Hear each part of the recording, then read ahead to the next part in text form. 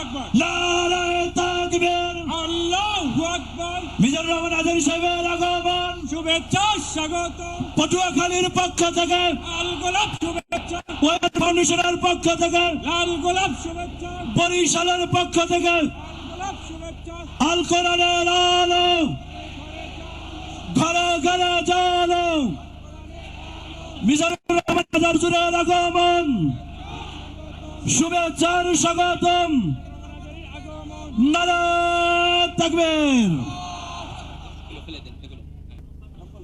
আলহামদুলিল্লাহ, সম্মানিত সুধী, আমরা লক্ষ্য করছি আমাদের মাঝে এসে উপস্থিত হয়েছেন যার জন্য আমরা এতদিন ধরে অধীর আগ্রহ করে বসে আছি।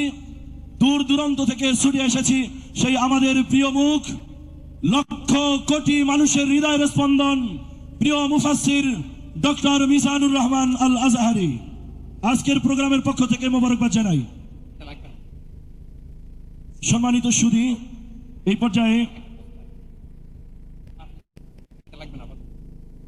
পর্যায়ে আজকের প্রধান মেহমানের হাতে সম্মাননা ক্রেস্ট তুলে দিচ্ছেন বাউফল উন্নয়ন ফোরাম ও পটুয়াখালী ফোরামের সম্মানিত চেয়ারম্যান, সাবেক নেতা, সকলের প্রিয় রাহবার ডক্টর শফিকুল ইসলাম মাসুদ। ক্রেস্ট তুলে দিচ্ছেন ডক্টর শফিকুল ইসলাম মাসুদ। পটুয়াখালী বাসীর পক্ষ থেকে মোবারকবাদ জানাচ্ছি। সাথে সহযোগিতা করছেন ডক্টর শেখ জামাল উদ্দিন ও ডক্টর শফিকুল ইসলাম মাসুদ। এই পর্যায়ে আজকের প্রোগ্রামের অন্যতম মেহমান আলতাফ হোসেন চৌধুরীর হাতে ক্রেস্ট ও সম্মাননা তুলে দিচ্ছেন আজকের প্রোগ্রাম সম্মানিত প্রধান বক্তা ডক্টর শফিকুল ইসলাম মাসুদ ও শেখ জামাল উদ্দিন।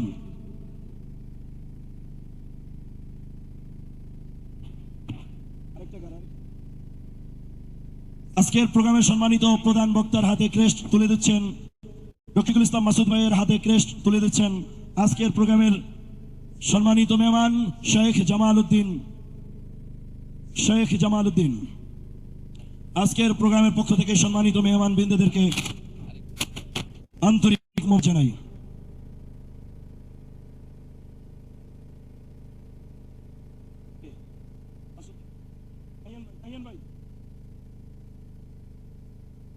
আজকের প্রোগ্রামের সম্মানিত প্রধান অতিথিকে ব্যাস পড়িয়ে দিচ্ছেন আজকের প্রোগ্রামের সম্মানিত সভাপতি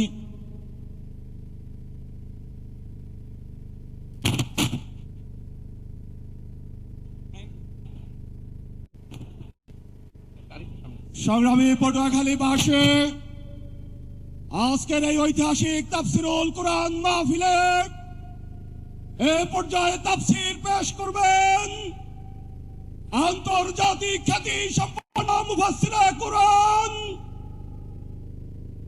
Islamic scholar doctor Mizanur Rahman Azhari. আমরা প্রধান মুফাসসিরকে পটুয়াখালীবাসীর উদ্দেশ্যে মূল্যবান তাফসির পেশ করার বিনীত অনুরোধ জানাচ্ছে। إن الحمد لله نحمده ونستعينه ونستغفره ونؤمن به ونتوكل عليه ونعوذ بالله من شرور أنفسنا ومن سيئات أعمالنا من يهده الله فلا مضل له ومن يضلل فلا هادي له أي فلن تجد له وليا مرشدا ونشهد أن لا إله إلا الله وحده لا شريك له والذي لا ضد له ولا ند له لا مثل له ولا مثيل له لا وزير له ولا كفيل له لا شبه له ولا شبيه له لا ولد له ولا والد له وهو الواحد الفرد الصمد لم يلد ولم يولد ولم يكن له كفوا أحد ونشهد أن سيدنا ونبينا وحبيبنا وبشيرنا ونذيرنا وطبيبنا وطبيب قلوبنا وحبيبنا وحبيب ربنا محمدا عبد الله ورسوله أرسله بالحق بشيرا ونذيرا وداعيا إلى الله بإذنه وسراجا منيرا أما بعد فقد قال الله تعالى في كلامه المجيد وفي فرقانه الحميد أعوذ بالله من الشيطان الرجيم بسم الله الرحمن الرحيم وإن يمسسك الله بضر فلا كاشف له إلا هو وإن يردك بخير فلا راد لفضله يصيب به من يشاء من عباده وهو الغفور الرحيم إن الله وملائكته يصلون على النبي يا أيها الذين آمنوا صلوا عليه وسلموا تسليما اللهم صل على محمد وعلى آل محمد كما صليت على إبراهيم وعلى آل إبراهيم إنك حميد مجيد اللهم بارك على محمد وعلى آل محمد كما باركت على إبراهيم وعلى آل إبراهيم إنك حميد مجيد সকল প্রশংসার মালিককে সকল তার উৎসকে কেউ যেটা পারে না পারে কে কেউ যেটা দেখে না দেখে কে কেউ যেটা দেয় না দেয় কে সে আল্লাহ রাব্বুল ইজ্জা ওয়াল জালালের দরবারে আমরা শুকরগুজার হচ্ছি আমরা সবাই পড়ছি কালিমাতুশ শুকর আলহামদুলিল্লাহ গলা ছেড়ে দিয়ে প্রিয় পটুয়াখালীবাসী আওয়াজ করে সবাই পড়ুন রব্বানা লাকাল হামদ হামদান কাসীরান তাইয়িবান মুবারাকান ফি ইয়া রাব্বি লাকাল হামদু কামা ইয়ানবাগি লিজালালি ওয়াজহিকা ওয়া আযীমি সুলতানিকা লাকাল হামদু বিল ঈমান লাকাল হামদু বিল ইসলাম লাকাল হামদু বিল কুরআন আমরা আল্লাহ রাব্বুল ইজ্জা ওয়াল জালালের দরবারে শুকরিয়া আদায়ের পাশাপাশি আজকের এই প্রোগ্রামের অর্গানাইজিং কমিটি পটুয়াখালী ওয়েলফেয়ার ফাউন্ডেশনকে অন্তরের অন্তঃস্থল থেকে ধন্যবাদ জানাতে চাই অভিনন্দন জানাতে চাই এবং শুভেচ্ছা জানাতে চাই যে পটুয়াখালী জেলা শহরে আজকে প্রায় দীর্ঘ 1 মাস পরিশ্রম শেষে এরকম চমৎকার নান্দনিক দৃষ্টিনন্দন চমৎকার একটি পরিবেশ ওনারা তৈরি করেছেন কোরআনের একটি বাগান ওনারা সাজিয়েছেন আমরা শুরুতেই পটুয়াখালী ওয়েলফেয়ার ফাউন্ডেশনকে অন্তরের অন্তঃস্থল থেকে ধন্যবাদ জানাতে চাই শুকরিয়া জানাতে চাই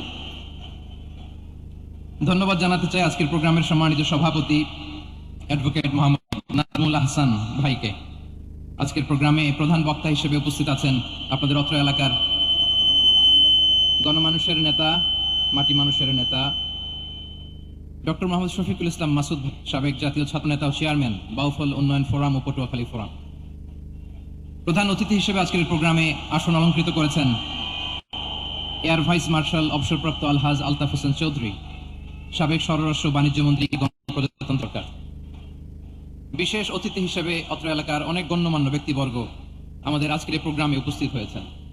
এই প্রোগ্রামে উপস্থিত আছেন পটুয়াখালী জেলার বিশিষ্ট ব্যবসায়ী বৃন্দ, চাকরিজীবী বৃন্দ, ছাত্র ভাইয়েরা, পর্দার আড়ালে আমার মায়েরা, বোনেরা, প্রশাসনের দায়িত্বশীল ব্যক্তিবর্গ, আইন শৃঙ্খলা বাহিনী, ভলান্টিয়ার্স এবং যে যেভাবে আজকের প্রোগ্রামের সাথে জড়িত ছিলেন, বিশেষ করে আমার সাংবাদিক বন্ধুরা, মিডিয়া কর্মী ভাইয়েরা, ইউটিউবার্স, আমি সবাইকে অন্তরের অন্তঃস্থল থেকে অভিনন্দন, শুভেচ্ছা এবং মোবারকবাদ জানিয়ে শুরু করছি। প্রিয় পটুয়াখালীবাসী, আপনারা কেমন আছেন সবাই? আমি তো দেখলাম যে গতকালই এসে আপনারা বসেছিলেন, কষ্ট হয় নাই? সারাদিন খাওয়া দাওয়া করতে পেরেছিলেন তো? নামাজগুলো সময় মতো পড়তে পেরেছেন? মাশাআল্লাহ, মাশাআল্লাহ, আল্লাহ তাআলা কবুল করুক, আমরা পড়ি আমিন। আপনারা শুনেছেন যে প্রতিটি বিভাগে আমরা একটি করে প্রোগ্রাম দিচ্ছি, একবার করে সফর করছি। তারই ধারাবাহিকতায় বরিশাল বিভাগের এই প্রোগ্রাম আমাদের মাসুদ ভাইয়ের কারণে বাধ্য হয়ে আমাকে পটুয়াখালীতে দিতে হয়েছে।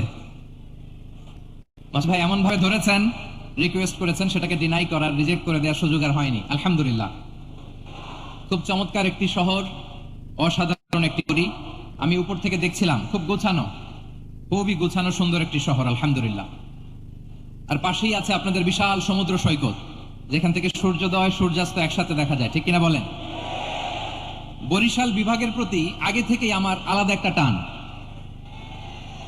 দুটো কারণে।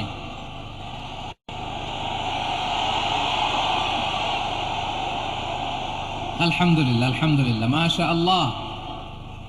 এই গণজোয়ারকে আল্লাহ তাআলা ইসলামের পক্ষে কবুল করে নিক।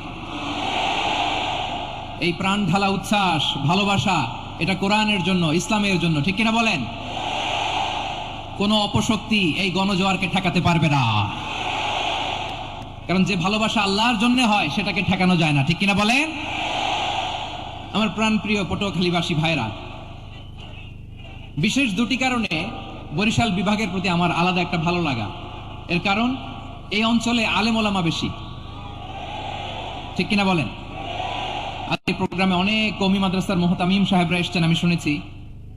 আলিয়া মাদ্রাসার প্রিন্সিপাল হুজুররা এসেছেন, খতিব সাহেবরা এসেছেন, ইমাম সাহেবরা এসেছেন, মুয়াজ্জিন সাহেবরা এসেছেন। এই বিভাগে আলেম ওলামা বেশি। তার প্রমাণ, এখানে এই বরিশালের ভেতরে আছে সারসিনা দরবার, ঠিক কিনা বলেন? অনেক হাক্কানি একটা দরবার। সারসিনার মরহুম পীর সাহেব হুজুরের খেদমত করেছি আমি অনেকবার, সুযোগ হয়েছিল আমার ছাত্র জামানায়। তো ওনাদের মাদ্রাসা কেন্দ্রিক অনেক খেদমত, আলহামদুলিল্লাহ। তারপর এই বিভাগে রয়েছে চরমোনাই দরবার, ঠিক কিনা বলেন?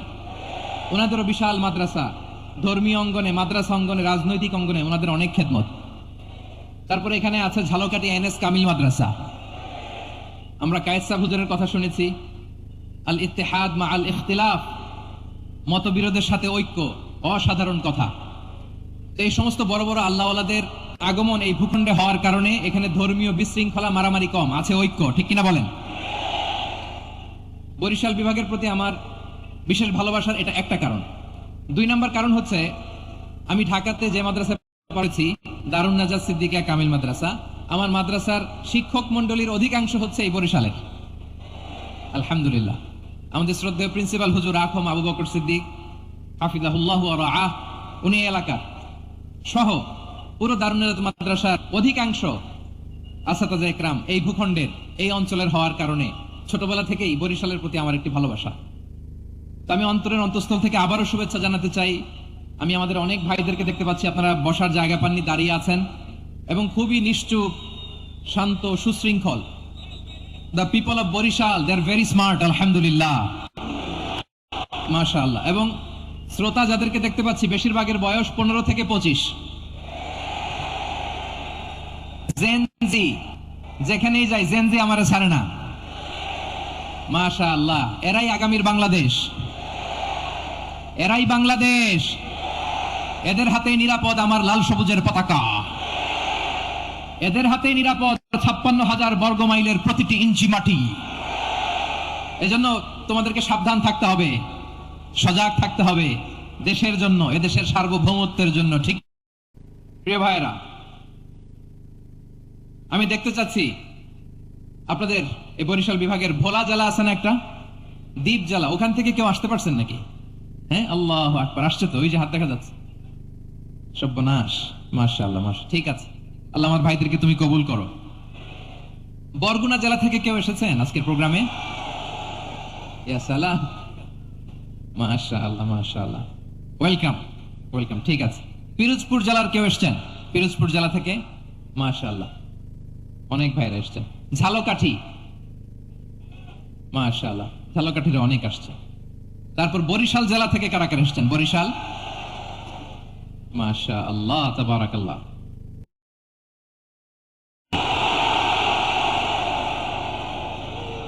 মাশাআল্লাহ মাশাআল্লাহ মাশাআল্লাহ, আল্লাহ তুমি কবুল করো, আল্লাহ তুমি কবুল করো।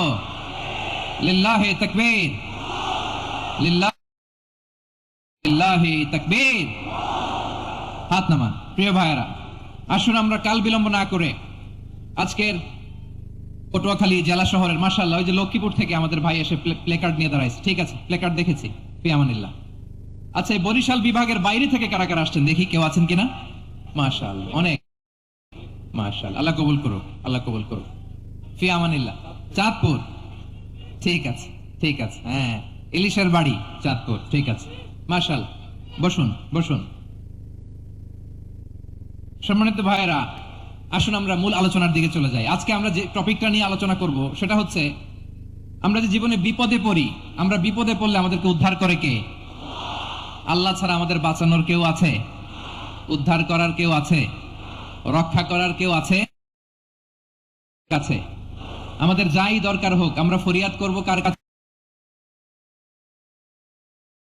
যেয়ে চাবেন, মাজারে যেয়ে চাবেন। অনেকে তো মাজারে যেয়ে কপাল ঘষে, আছে না নাই?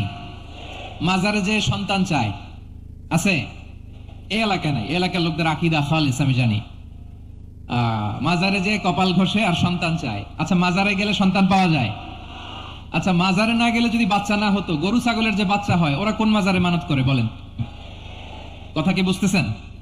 এই যে প্রতি বছর গরু ছাগল ভেড়া এগুলো যে বাচ্চা দেয়, এরা কোন মাজারে যে মানত করে?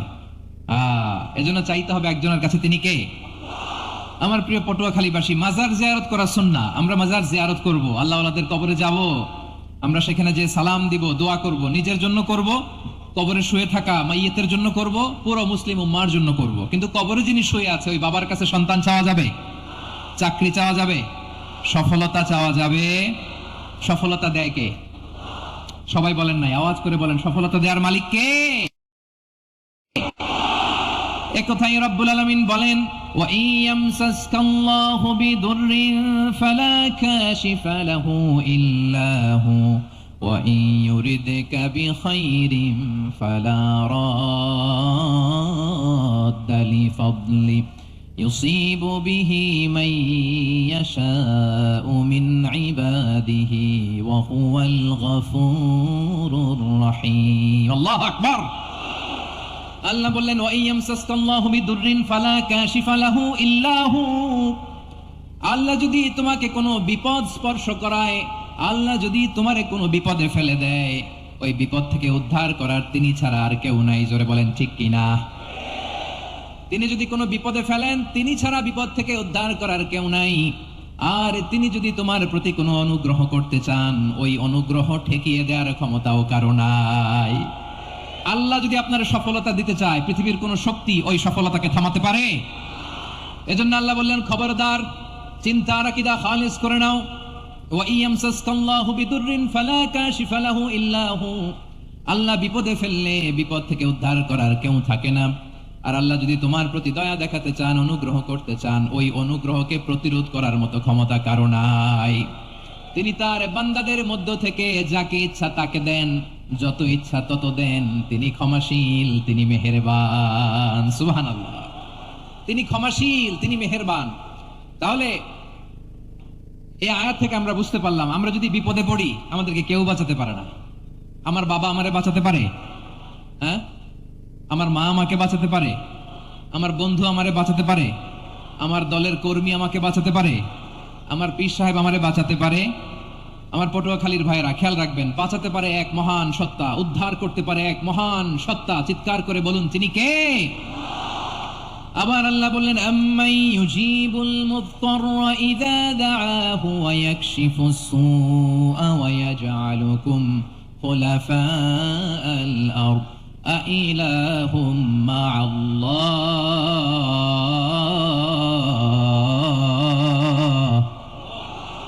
ক্বালিলাম মা তাযাক্কারুন। রব্বুল আলামিন বলেন, বিপদে পড়ে কাতর কণ্ঠে চিন্তাগ্রস্ত হয়ে যখন কেউ ফরিয়াদি হয়ে আল্লাহর ডাকে হাত তোলে, তখন ওই ব্যক্তির ডাকে সাড়া দেয় কে? সবাই বলুন। কাতর কণ্ঠে বিপন্ন অবস্থায় আপনি যখন কেঁদে কেঁদে হাত তুলে আপনার দুঃখের কথা জানান, আপনি যখন ডাকেন তারে, তখন আপনার ডাকে সাড়া দেয় কে? আল্লাহ বলে, আমি সাড়া দেই। তোমাদের বিপদকে মুক্ত করে দেয় কে? ওই আল্লাহর সাথে কোন উপাস্য আছে নাকি? কিন্তু খুব অল্প সংখ্যক লোকই তোমরা উপদেশ গ্রহণ করো। কথাটা কার? তাহলে বিপন্ন মানবতা যখন কাঁদে, মানুষ যখন বিপদে পড়ে নিরুপায় হয়ে ফরিয়াদ করে, তার ডাক শোনার কেউ নাই একজন ছাড়া। চিল্লায় বলেন তো তিনি কে? এজন্য আমরা ফরিয়াদের হাত কার দিকে তুলবো? প্রিয় পটুয়াখালী বলেন, ফরিয়াদের দুটো হাত আমরা কার দিকে তুলবো? এবং খেয়াল রাখতে হবে, মাথার সাথে সেট করে নিতে হবে, আল্লাহ ছাড়া আমাকে উদ্ধার করার কেউ নাই। এই পৃথিবীতে কেউ আপন না। প্রিয় ভাইরা, বিপদে পড়লে বোঝা যায় কেউ আপন না। আপন শুধু একজন মহান সত্তা, তিনি কে? এটা কি আপনারা খেয়াল রাখতে পারবেন? হ্যাঁ, বিপদে আপদে কেউ আমাদের বাঁচাতে পারে না, তরাতে পারে না, মুক্তি দিতে পারে না, উদ্ধার করতে পারে না, একমাত্র আমার প্রভু ছাড়া, আল্লাহ ছাড়া। চিল্লায় বলেন ঠিক কিনা? এবং প্রিয় পটুয়াখালীর ভাইরা, মাথার সাথে এটা সেট করে নিতে হবে যে আমাদের পুরো জীবনটাই পরীক্ষা। পুরো জীবনটাই কি? The life is a test. পুরো জীবনটাই পরীক্ষা। এই জীবনে বিপদ আসবে, আপদ আসবে, পরীক্ষা আসবে, সবার জীবনে এটা থাকে। এক একজনের পরীক্ষা এক এক রকম। আমার পরীক্ষা একরকম, মাসুদ ভাইয়ের পরীক্ষা একরকম করেন। কাউকে আল্লাহ অসুস্থ বানিয়ে পরীক্ষা করেন। কেউ দেখবেন যে দুরারোগ্য ব্যাধিতে আক্রান্ত, ডাক্তার বলেছে আর সময় নাই। দুরারোগ্য ব্যাধি, ক্যান্সার, যার নেই কোনো অ্যান্সার, তার জন্য পরীক্ষা হচ্ছে এই রোগ। আরেক লোক দেখবেন তার আবার রোগ বালাই নাই, মাশাআল্লাহ, তাকে আল্লাহ তাআলা আর্থিক দৈন্যতা, দারিদ্রতা দিয়ে পরীক্ষা করছেন। এরকম আছে না নাই? টাকা পয়সা নাই, দিন আনে দিন খায়, যা আছে তাতে চলে না, এটা তার জন্য পরীক্ষা। আবার আরেক শ্রেণীর লোক দেখবেন তাকে আল্লাহ অসুস্থতাও দেয় নাই, দারিদ্রতাও দেয় নাই, তার দাম্পত্য জীবনের সমস্যা আছে না নাই? স্ত্রী কথা শোনে না, অথবা ছেলে মেয়ে কথা শোনে না। তাহলে পরীক্ষা সবার জীবনে আছে, এক একজনের পরীক্ষাটা এক এক রকম।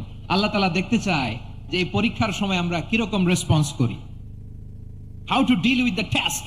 কিভাবে এই বিপদ আপদ পরীক্ষাগুলোকে আমরা হ্যান্ডেল করব, ডিল করব, এটা হচ্ছে আজকের আলোচনার বিষয়। বুঝতে পেরেছেন সবাই আমার প্রিয় ভাইরা? তাহলে পরীক্ষাময় আমাদের জীবন, বিপদ আপদ পরীক্ষা, এটা মানুষের পিছু ছাড়ে না। সবার জীবনে পরীক্ষা আছে। নবীদের জীবনেও পরীক্ষা ছিল। সাহাবারা জিজ্ঞেস করেছেন, ইয়া রাসূলুল্লাহ, আইয়ুন নাসি আশাদ্দু বালাআন ফিদ দুনিয়া, এই দুনিয়ার বুকে কাদের পরীক্ষা সবচেয়ে বেশি? বিশ্বনবী বলেছেন, আল আম্বিয়া। এই পৃথিবীতে সবচেয়ে বেশি পরীক্ষা আল্লাহ তাআলা নিয়ে থাকেন নবীদের। কাদের? নবীদের। সুম্মাল আমসাল ফাল আমসাল, এরপরে নবীদের পরের স্তরে যারা, তাদের পরীক্ষা। এরপরে তাদের পরের স্তরে যারা, তাদের পরীক্ষা। সিদ্দিকিনদের, শুহাদাদের, সালিহিনদের, আল্লাহওয়ালাদের। যার ঈমান যত মজবুত, তার জীবনে পরীক্ষাও তত বেশি। চিল্লায় বলেন ঠিক কিনা? তাহলে মুমিনরা, বিশ্বাসীরা, আমরা কি পরীক্ষা বিপদ আপদে ভয় পাই? হ্যাঁ, বিপদ দেখলে ভয় লাগে আপনাদের? ভয় লাগে? হ্যাঁ, না, মুমিনরা বিপদে ভয় পায় না, তারা হতাশ হয় না, সুবহানাল্লাহ, তারা নিরাশ হয় না। বিশ্বাসীরা হাল ছেড়ে দেয় না, তারা ভরসা রাখে একজনের উপর। চিল্লায় বলতে হবে তিনি কে? কারণ মুমিন জানে the grief isn't permanent, the test isn't permanent, the struggle in our life isn't permanent. আমাদের জীবনের দুঃখ, কষ্ট, স্ট্রাগল, এগুলো পার্মানেন্ট নয়। after every difficulties there is an ease. সব কষ্টের পরেই একটা সুখ আছে না নাই? রব্বুল আলামিন বলেন, ফা ইন্না মাআল উসরি ইউসরা, ইন্না মাআল উসরি ইউসরা, ভয় পেও না, চিন্তা করো না, কষ্টের সাথেই আমি রেখে দিয়েছি স্বস্তি। সুবহানাল্লাহ বলেন। মুমিন জীবনে বিপদ যত বেশি, কষ্ট যত বেশি, তার সামনে সফলতা তার চেয়েও বেশি। ঠিক কিনা বলেন? কারণ বিশ্বাসীরা জানে রাত্রি যত গভীর হয়, সুবহে সাদিকের সময় তত আগাতে থাকে। গর্ভবতী নারীর পেটের ব্যথা যত বাড়তে থাকে, ঘরে নতুন মেহমান আগমনের সময় ঘনাতে থাকে, মুমিনদের উপর বিপদ, অত্যাচার, আপদ, পরীক্ষা যত বাড়তে থাকে, কালিমার পতাকা উড্ডয়নের সময় কাছে আসতে থাকে। বিশ্বাসীদের এগুলো হিসাব মিলানো অনেক আগে, এগুলো অনেক আগে হিসাব মিলানো। দুঃখের আধার শেষে সুখের আলো মিটি মিটি হাসে, চিল্লায় বলেন ঠিক কিনা? দুঃখের আধার শেষে আলোর প্রভাত হাসে, হতাশার কালো মেঘে যায় গো ভেসে, হতাশার কালো মেঘে যায় গো ভেসে। দুঃখের আধার শেষে আলোর প্রভাত হাসে, হতাশার কালো মেঘে যায় গো ভেসে, হতাশার কালো মেঘে যায় গো ভেসে। কোরআনের পাতায় পাতায় দেখো ইমানের পথ ঢাকা ব্যথার কাটায়, কোরআনের পাতায় পাতায় দেখো ইমানের পথ ঢাকা ব্যথার কাটায়। ভেঙে পড়ো না কভু হতাশ হয়ে, ভেঙে পড়ো না কভু হতাশ হয়ে, জ্বলে পড়ে খাঁটি সোনা হও গো শেষে, জ্বলে পড়ে খাঁটি সোনা হও গো শেষে। দুঃখের আধার শেষে আলোর প্রভাত হাসে, হতাশার কালো মেঘে যায় গো ভেসে, হতাশার কালো মেঘে যায় গো ভেসে। ঠিক কিনা বলেন? দুঃখ যত বেশি, পরীক্ষা যত বেশি, কষ্ট যত বেশি, সুখের সময় তত কাছাকাছি, চিল্লায় বলতে হবে ঠিক কিনা? এজন্য মুমিন জীবনে পরীক্ষা বেশি, মুমিনদের হতাশা নাই। মুমিনরা নিরাশ হয় না, হতাশ হয় কাফিররা। মুমিনরা কখনো হাল ছেড়ে দেয় না, মুমিনরা ভরসা রাখে একজনের উপর, তিনি কে? তাহলে আমার প্রিয় পটুয়াখালীবাসী, বিপদ থাকবে, পরীক্ষা থাকবে, এই বিপদ থেকে আমাদেরকে উদ্ধার করবেন একজন, তিনি কে? আমরা শুধু আল্লাহর উপরই ভরসা রাখবো। রাজি আছেন তো? চাইবো একজন সত্তার কাছে, আওয়াজ করে বলুন তিনি কে? একজন সত্তার কাছে চাইবে। বিশ্বনবী ওনার চাচাতো ভাই আব্দুল্লাহ ইবনে আব্বাস রাদিয়াল্লাহু তাআলা আনহুকে বললেন, ইয়া আব্দুল্লাহ ইবনুল আব্বাস, হে আব্দুল্লাহ ইবনে আব্বাস, ইযা সাআলতা ফাসআলিল্লাহ, যখন চাইবে আল্লাহর কাছে চাও। ও আব্দুল্লাহ, যখন চাইবা আল্লাহর কাছে চাও। ওয়া ইযা ইসতাআনতা ফাসতাইন বিল্লাহ, যখন সাহায্য চাইবা আল্লাহর কাছে ফরিয়াদ করো। জেনে রেখো আব্দুল্লাহ, ওয়া আলাম আন্নাল উম্মাতা লাউ ইজতামাআত আলা আন ইয়ানফাউকা বিশাইইন লাম ইয়ানফাউকা ইল্লা বিশাইইন ক্বাদ কাতাবাহু আল্লাহু লাক। ও আব্দুল্লাহ, জেনে রেখো, মনে রেখো, গোটা বিশ্বের সবাই মিলে যদি তোমার উপকার করতে চায়, ততটুকুই তারা করতে পারবে যতটুকু আল্লাহ তোমার নসিবে সেটা লিখে রেখেছে। ঠিক কিনা বলেন? আর যদি গোটা বিশ্বের সবাই মিলে তোমার বিরুদ্ধে কনস্পাইরেসি করে, ষড়যন্ত্র করে, গোটা বিশ্বের সবাই মিলেও যদি তোমার ক্ষতি করতে চায়, ততটুকুই শুধু পারবে যেটা আল্লাহ তোমার জন্য বরাদ্দ রেখেছে। যতটুকু আল্লাহ তাআলা তোমার জন্য বরাদ্দ রেখেছে অতটুকুই ক্ষতি করতে পারবে, আর এক চুল বেশিও করতে পারবে না, কমও করতে পারবে না। চিল্লায় বলেন ঠিক কিনা? এজন্য আমরা চাইবো কার কাছে? সবাই বলেন নাই, আওয়াজ করে বলেন কার কাছে? সব সময় আমরা আল্লাহর কাছে চাইবো, বিপদে আপদে, সুখে দুঃখে, সচ্ছল অবস্থায় অসচ্ছল অবস্থায়, পরাজয়ের সময় বিজয়ের সময়, সব সময় আমরা ভরসা রাখবো কার উপর? সবাই বলুন। একদল লোক আছে যারা বিপদে পড়লে আল্লাহরে ডাকে, আছে না নাই? পটুয়াখালীতে মাশাআল্লাহ নাই। বিপদ আসলে আল্লাহরে ডাকে, বিপদ নাই আল্লাহও নাই। বিপদে পড়লে নামাজ পড়ে, বিপদও নাই নামাজও নাই। বিপদে পড়লে জিকির করে, বিপদ যখন চলে যায় ওদের জিকিরও বন্ধ হয়ে যায়। এরকম আছে না নাই? কিছু লোক দেখবেন পরীক্ষা আসলে নামাজ পড়ে, আছে আছে? জেনজি আওয়াজ করো, এরকম আছে? এই কমন পড়ে গেছে, কমন পড়ছে। দেখবেন পরীক্ষার সময় নামাজ পড়ে, পরীক্ষাও নাই নামাজও আছে। এরকম কিছু লোক আছে অসুস্থ হলে আল্লাহরে বড্ড ভালোবাসে, আল্লাহরে খুব ডাকে। অসুস্থ হইলে অসুস্থতাও নাই, আল্লাহ স্মরণও নাই। দেখবেন কিছু লোক নির্বাচন আসলে খুব আল্লাহওয়ালা হয়ে যায়, তখন দেখবেন মাথার মধ্যে হেজাব লাগায়, পাঞ্জাবি লাগায়, আল্লাহওয়ালা হয়ে যায়। নির্বাচনও নাই, এরপরে আল্লাহর কথাও নাই, আছে না নাই?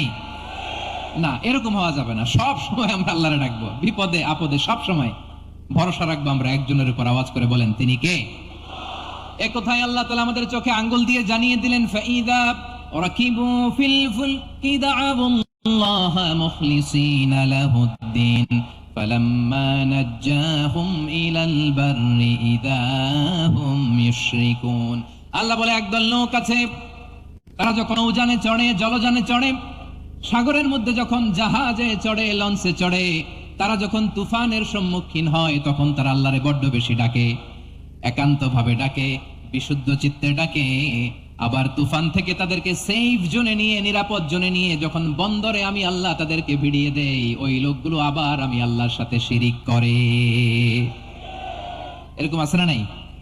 জাহাজে উঠছে, সাগরের মাঝখানে তুফান, ওই সময় দেখবেন আল্লাহ কারে কয়।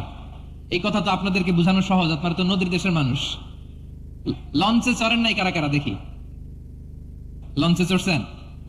হ্যাঁ, লঞ্চে চড়ে নাই এরকম একজনও নাই এখানে। আচ্ছা, লঞ্চে উঠছেন কে কে দেখি? মাশাআল্লাহ, মাশাআল্লাহ, মাশাআল্লাহ। ঠিক আছে, আপনাদের বোঝানো সহজ। আচ্ছা, লঞ্চে উঠে তুফানের সম্মুখীন হয়েছেন, জলোচ্ছ্বাস, সবাই? মাশাআল্লাহ। এই ওয়াজ তো আপনাদের মুখস্থ, ঠিক কিনা বলেন? আমার বলার দরকার নাই, বলেন। মাঝ নদী, তুফান, জলোচ্ছ্বাস, জলের মধ্যে উচ্ছ্বাস, ঢেউ, টর্নেডো, সাইক্লোন, মেঘের ঘনঘটা, পরিবেশ ঘুটঘুটে অন্ধকার, লঞ্চ একবার এদিকে আরেকবার ওইদিকে, ভিতরে কি অবস্থা হয় বলেন তো? হ্যাঁ, তখন মুসলিম আল্লাহরে ডাকে, হিন্দু আল্লাহরে ডাকে, ঠিক কিনা বলেন? আস্তিক আল্লাহরে ডাকে, নাস্তিক আল্লাহরে ডাকে, ঠিক কিনা? লঞ্চের ভেতর, স্টিমারের ভেতর কান্নারে রোল পড়ে যায়, চিৎকারের রোল পড়ে যায়, সবার মুখ দিয়ে শুধু একটা আওয়াজ, লা ইলাহা, লা ইলাহা, লা ইলাহা, সুবহানাল্লাহ, আলহামদুলিল্লাহ, লা ইলাহা। আল্লাহ নামের জিকির করবে যারা, আল্লাহর কাছে প্রিয় তারা, আল্লাহর কাছে প্রিয় যারা, জান্নাতে প্রবেশ করবে তারা, জোরে লা ইলাহা, লা ইলাহা ইল্লাল্লাহ, লা ইলাহা ইল্লাল্লাহু মুহাম্মাদুর রাসূলুল্লাহ সাল্লাল্লাহু আলাইহি ওয়াসাল্লাম। আমার প্রিয় পটুয়াখালীবাসী, তাহলে লঞ্চের ভেতরে যখন আমরা তুফানের মধ্যে পড়ি, তখন সবাই মিলে আমরা একটা নামের জিকির করি। নামটা কার? মুসলমানেরাও ডাকে, হিন্দুরাও ডাকে, আস্তিকও ডাকে, নাস্তিকও ডাকে, সবাই ডাকে একজনকে, তিনি কে? আবার দেখবেন ওই আল্লাহ তুফানের পরে, ঝড়ের পরে ওই লঞ্চটাকে যখন সদর ঘাটে ফিরিয়ে দেয়, আবার আমরা নাফরমানি শুরু করে দেই। সে কথাই আল্লাহ বললেন, ফাইদা রাকিবু ফিল ফুলকি দা'আবুল্লাহ মুখলিসিনা লাহুদ্দিন ফালাম্মা নাজ্জাহুম ইলাল বাররি ইযা হুম ইউশরিকুন। সাগরে যখন তুফানে পড়ে আমি আল্লাহর ডাকে, আবার আমি আল্লাহ যখন বাঁচিয়ে দেই, আবার আমি আল্লাহর সাথে শিরিক শুরু করে। আমরা কি এরকম হতে চাই নাকি? এরকম করবেন? হ্যাঁ, না, আমরা তুফানে পড়লেও আল্লাহরে ডাকি, আবার বাঁচায় দেওয়ার পরেও ডাকি কারে? আল্লাহকেই ডাকি। বিমানের মধ্যে মাঝে মাঝে দেখবেন যে এয়ার টার্বুলেন্স হয়, জানেন? এয়ার টার্বুলেন্স জানেন তো? মাঝে মাঝে বিমানটা বাউন্সিং করে, বাম্পি, ভেরি বাম্পি ওয়েদার। শোনেন নাই? 40,000 ফিট উপরে যখন থাকে, তখন পাইলট মাঝে মাঝে বলে, dear passengers, ladies and gentleman, right now we are flying 40,000 feet above the ground and we are passing very air turbulence, very heavy air turbulence right now. Please fasten your seat belt. দেখবেন মাঝে মাঝে বলে যে, ভদ্র মহিলা, ভদ্র মহোদয়গণ, আমরা 40,000 ফিট উপর দিয়ে যাচ্ছি আর এয়ার টার্বুলেন্স ফেস করছি, মেহেরবানি করে আল্লাহর ওয়াস্তে সিট বেল্ট বাঁধুন। তখন বিমানটা এরকম বাউন্সিং করে, শেকিং করে। আপনারা মুখোমুখি হয়েছেন? ইদানিং এই এয়ার টার্বুলেন্স বেড়ে গিয়েছে। গত বছর আমার ইন্টারন্যাশনাল অনেকগুলো ফ্লাইট ছিল, তো আমি দেখলাম যে আগের ফ্লাইটগুলোর তুলনায় এখন এয়ার টার্বুলেন্স খুব বেশি। আমি একটু রিসার্চ করে দেখলাম, ক্লাইমেট চেঞ্জের কারণে, জলবায়ু পরিবর্তনের কারণে আকাশের বাতাসের মুভমেন্টে পরিবর্তন হয়েছে, ফলে এখন বিমান শেকিং করে বেশি, বাউন্সিং। Bumpy weather. তো বলেন তো 40,000 ফিট উপরে যখন আপনি, কয় হাজার ফিট, সবাই বলুন কয় হাজার ফিট, 40,000 ফিট উপরে যখন আপনি, তখন যখন বিমানটা এরকম বাউন্সিং করে, সবাই যখন ভমিটিং করে বিমান নষ্ট করে দেয়, বমি করে, তখন বাঁচানোর কে আছে আল্লাহ ছাড়া? কেউ আছে? ওই মুহূর্তেও সবাই মিলে একজনকে ডাকে আওয়াজ করে বলেন তিনি কে? মাঝে মাঝে কিছু সোশ্যাল মিডিয়ায় কিছু ভিডিও পাওয়া যায় যে হেভি যখন এয়ার টার্বুলেন্স হয় 10 সেকেন্ড 15 সেকেন্ডের কিছু ভিডিও পাওয়া যায়, বিমানটা এরকম বাউন্সিং করছে, বাম্পি ওয়েদার, কাঁপছে, মানুষগুলো বমি করছে, অক্সিজেন মাসগুলো সব ঝুলে পড়েছে, বিমানটা শুধু কাঁপছে। তখন দেখবেন বিমানের ভেতরেও এরকম লঞ্চের মতো চিৎকার আছে না নাই? বিমানের ভেতরেও তখন চিৎকার। গত বছর হিথ্রো এয়ারপোর্ট থেকে সিঙ্গাপুর এয়ারলাইন্সের একটা ফ্লাইট, হিথ্রো টু চাঙ্গি, একটা ফ্লাইটে এমন বেশি এয়ার টার্বুলেন্সের শিকার হয়েছিল ওই এয়ারক্রাফটটা, 33 জন যাত্রী সেখানে আহত হয়েছে, একজন যাত্রী নিহত হয়েছে। কেবিন ক্রুজ, এয়ার হোস্টেস যারা আছে, একজনের নাক ফেটে, চোখ ফেটে, কপাল ফেটে, ব্লিডিং হয়ে শয়লা। প্রিয় ভাইরা, ওই 40,000 ফিট উপরে বিমানটা যখন কাঁপবে, তখন আমাদেরকে আল্লাহ ছাড়া আর কেউ বাঁচানোর আছে? এত আসতে বললে হবে? ওই কঠিন মুহূর্তে আমার বাবা আমারে বাঁচাতে পারে, আমার বন্ধু আমারে বাঁচাতে পারে। এই গ্রাউন্ডে, জমিনের বুকে আমার প্রটোকল, আমার ক্ষমতা, আমার দাম্ভিকতা, কোনো কিছু আমারে বাঁচাতে পারে একজন ছাড়া। চিল্লায় বলতে হবে তিনি কে? সে আল্লাহ বললেন, গোলাম আমি বিপদের সময় ঠিকই তোমাদের বাঁচিয়ে নেই। ওই বিমানের ভেতরে 40,000 ফিট উপরে যখন তোমরা এয়ার টার্বুলেন্সের শিকার হও, তখন নাস্তিকও আল্লাহরে ডাকে, হিন্দু আল্লাহরে ডাকে, জোরে বলেন ঠিক কিনা? আবার বিমানটা যখন শান্ত হয়ে যায়, একটু পরেই বিমানের স্ক্রিনের মধ্যে হিন্দি সিনেমা খোঁজে। বিমানের স্ক্রিনে কিন্তু বিশাল ওখানে আফলাম ফিল্মের একেবারে বুঝাই করা। বিমানটা শান্ত হলে আবার হিন্দি সিনেমা দেখা শুরু করে। একটু আগে ডাকছিল কারে? দেখবেন বাংলাদেশে আমাদের ক্রিকেটাররা যখন অন্য কোনো দেশের সাথে খেলে, অনেক সময় এমন হয় বল বাকি একটা, রান দরকার 6টা। বল বাকি কয়টা? পটুয়াখালী বুঝে নাই বোধহয়। বল বাকি কয়টা, রান দরকার। আপনি দেখবেন ক্যামেরাম্যান তখন গ্যালারিতে খালি দেখায় দর্শকদের যে কি অস্থিরতা। হিপ হপ স্টাইলের মেয়েটা, যে মেয়েটার ওড়না এতক্ষণ ছিল গলায়, এতক্ষণ কই ছিল, ওই মেয়েটা দেখবেন ওড়নাটা টেনে মাথায় দিয়ে এরকম মুনাজাত ধরতেছে, আল্লাহ আল্লাহ, একটা সক্কা, আল্লাহ আল্লাহ, আমার লাল সবুজের পতাকারে তুমি অপমানিত কইরো না আল্লাহ, ইন্ডিয়ার সাথে আমাদের খেলা, আল্লাহ আল্লাহ, একটা সক্কা, একটা। পুরো খেলা জুড়ে এই মেয়ের ওড়না ছিল গলায়, কিন্তু যখন 1 বলে 6 রান দরকার, ওড়না চলে আসছে কোথায়? মাথায়। আবার মুনাজাত আছে না নাই? ঠিকই বাংলাদেশের দামাল ছেলে এমন এক শট মারলো, বল চলে গেল স্টেডিয়ামের বাইরে, ছক্কা, জিতে গেলাম আমরা। পুরো স্টেডিয়াম জুড়ে চিৎকার, হই হুল্লোড়, মৌজ মাস্তি।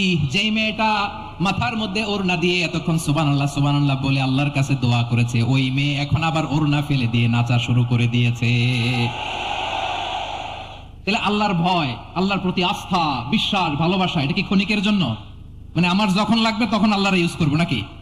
হ্যাঁ, বিপদে আপদে, সুখের সময় দুঃখের সময়, সচ্ছল অসচ্ছল অবস্থায় বিশ্বাসীরা ভরসা রাখে একজনের উপর। চিৎকার করে বলে পটুয়াখালী তিনি কে?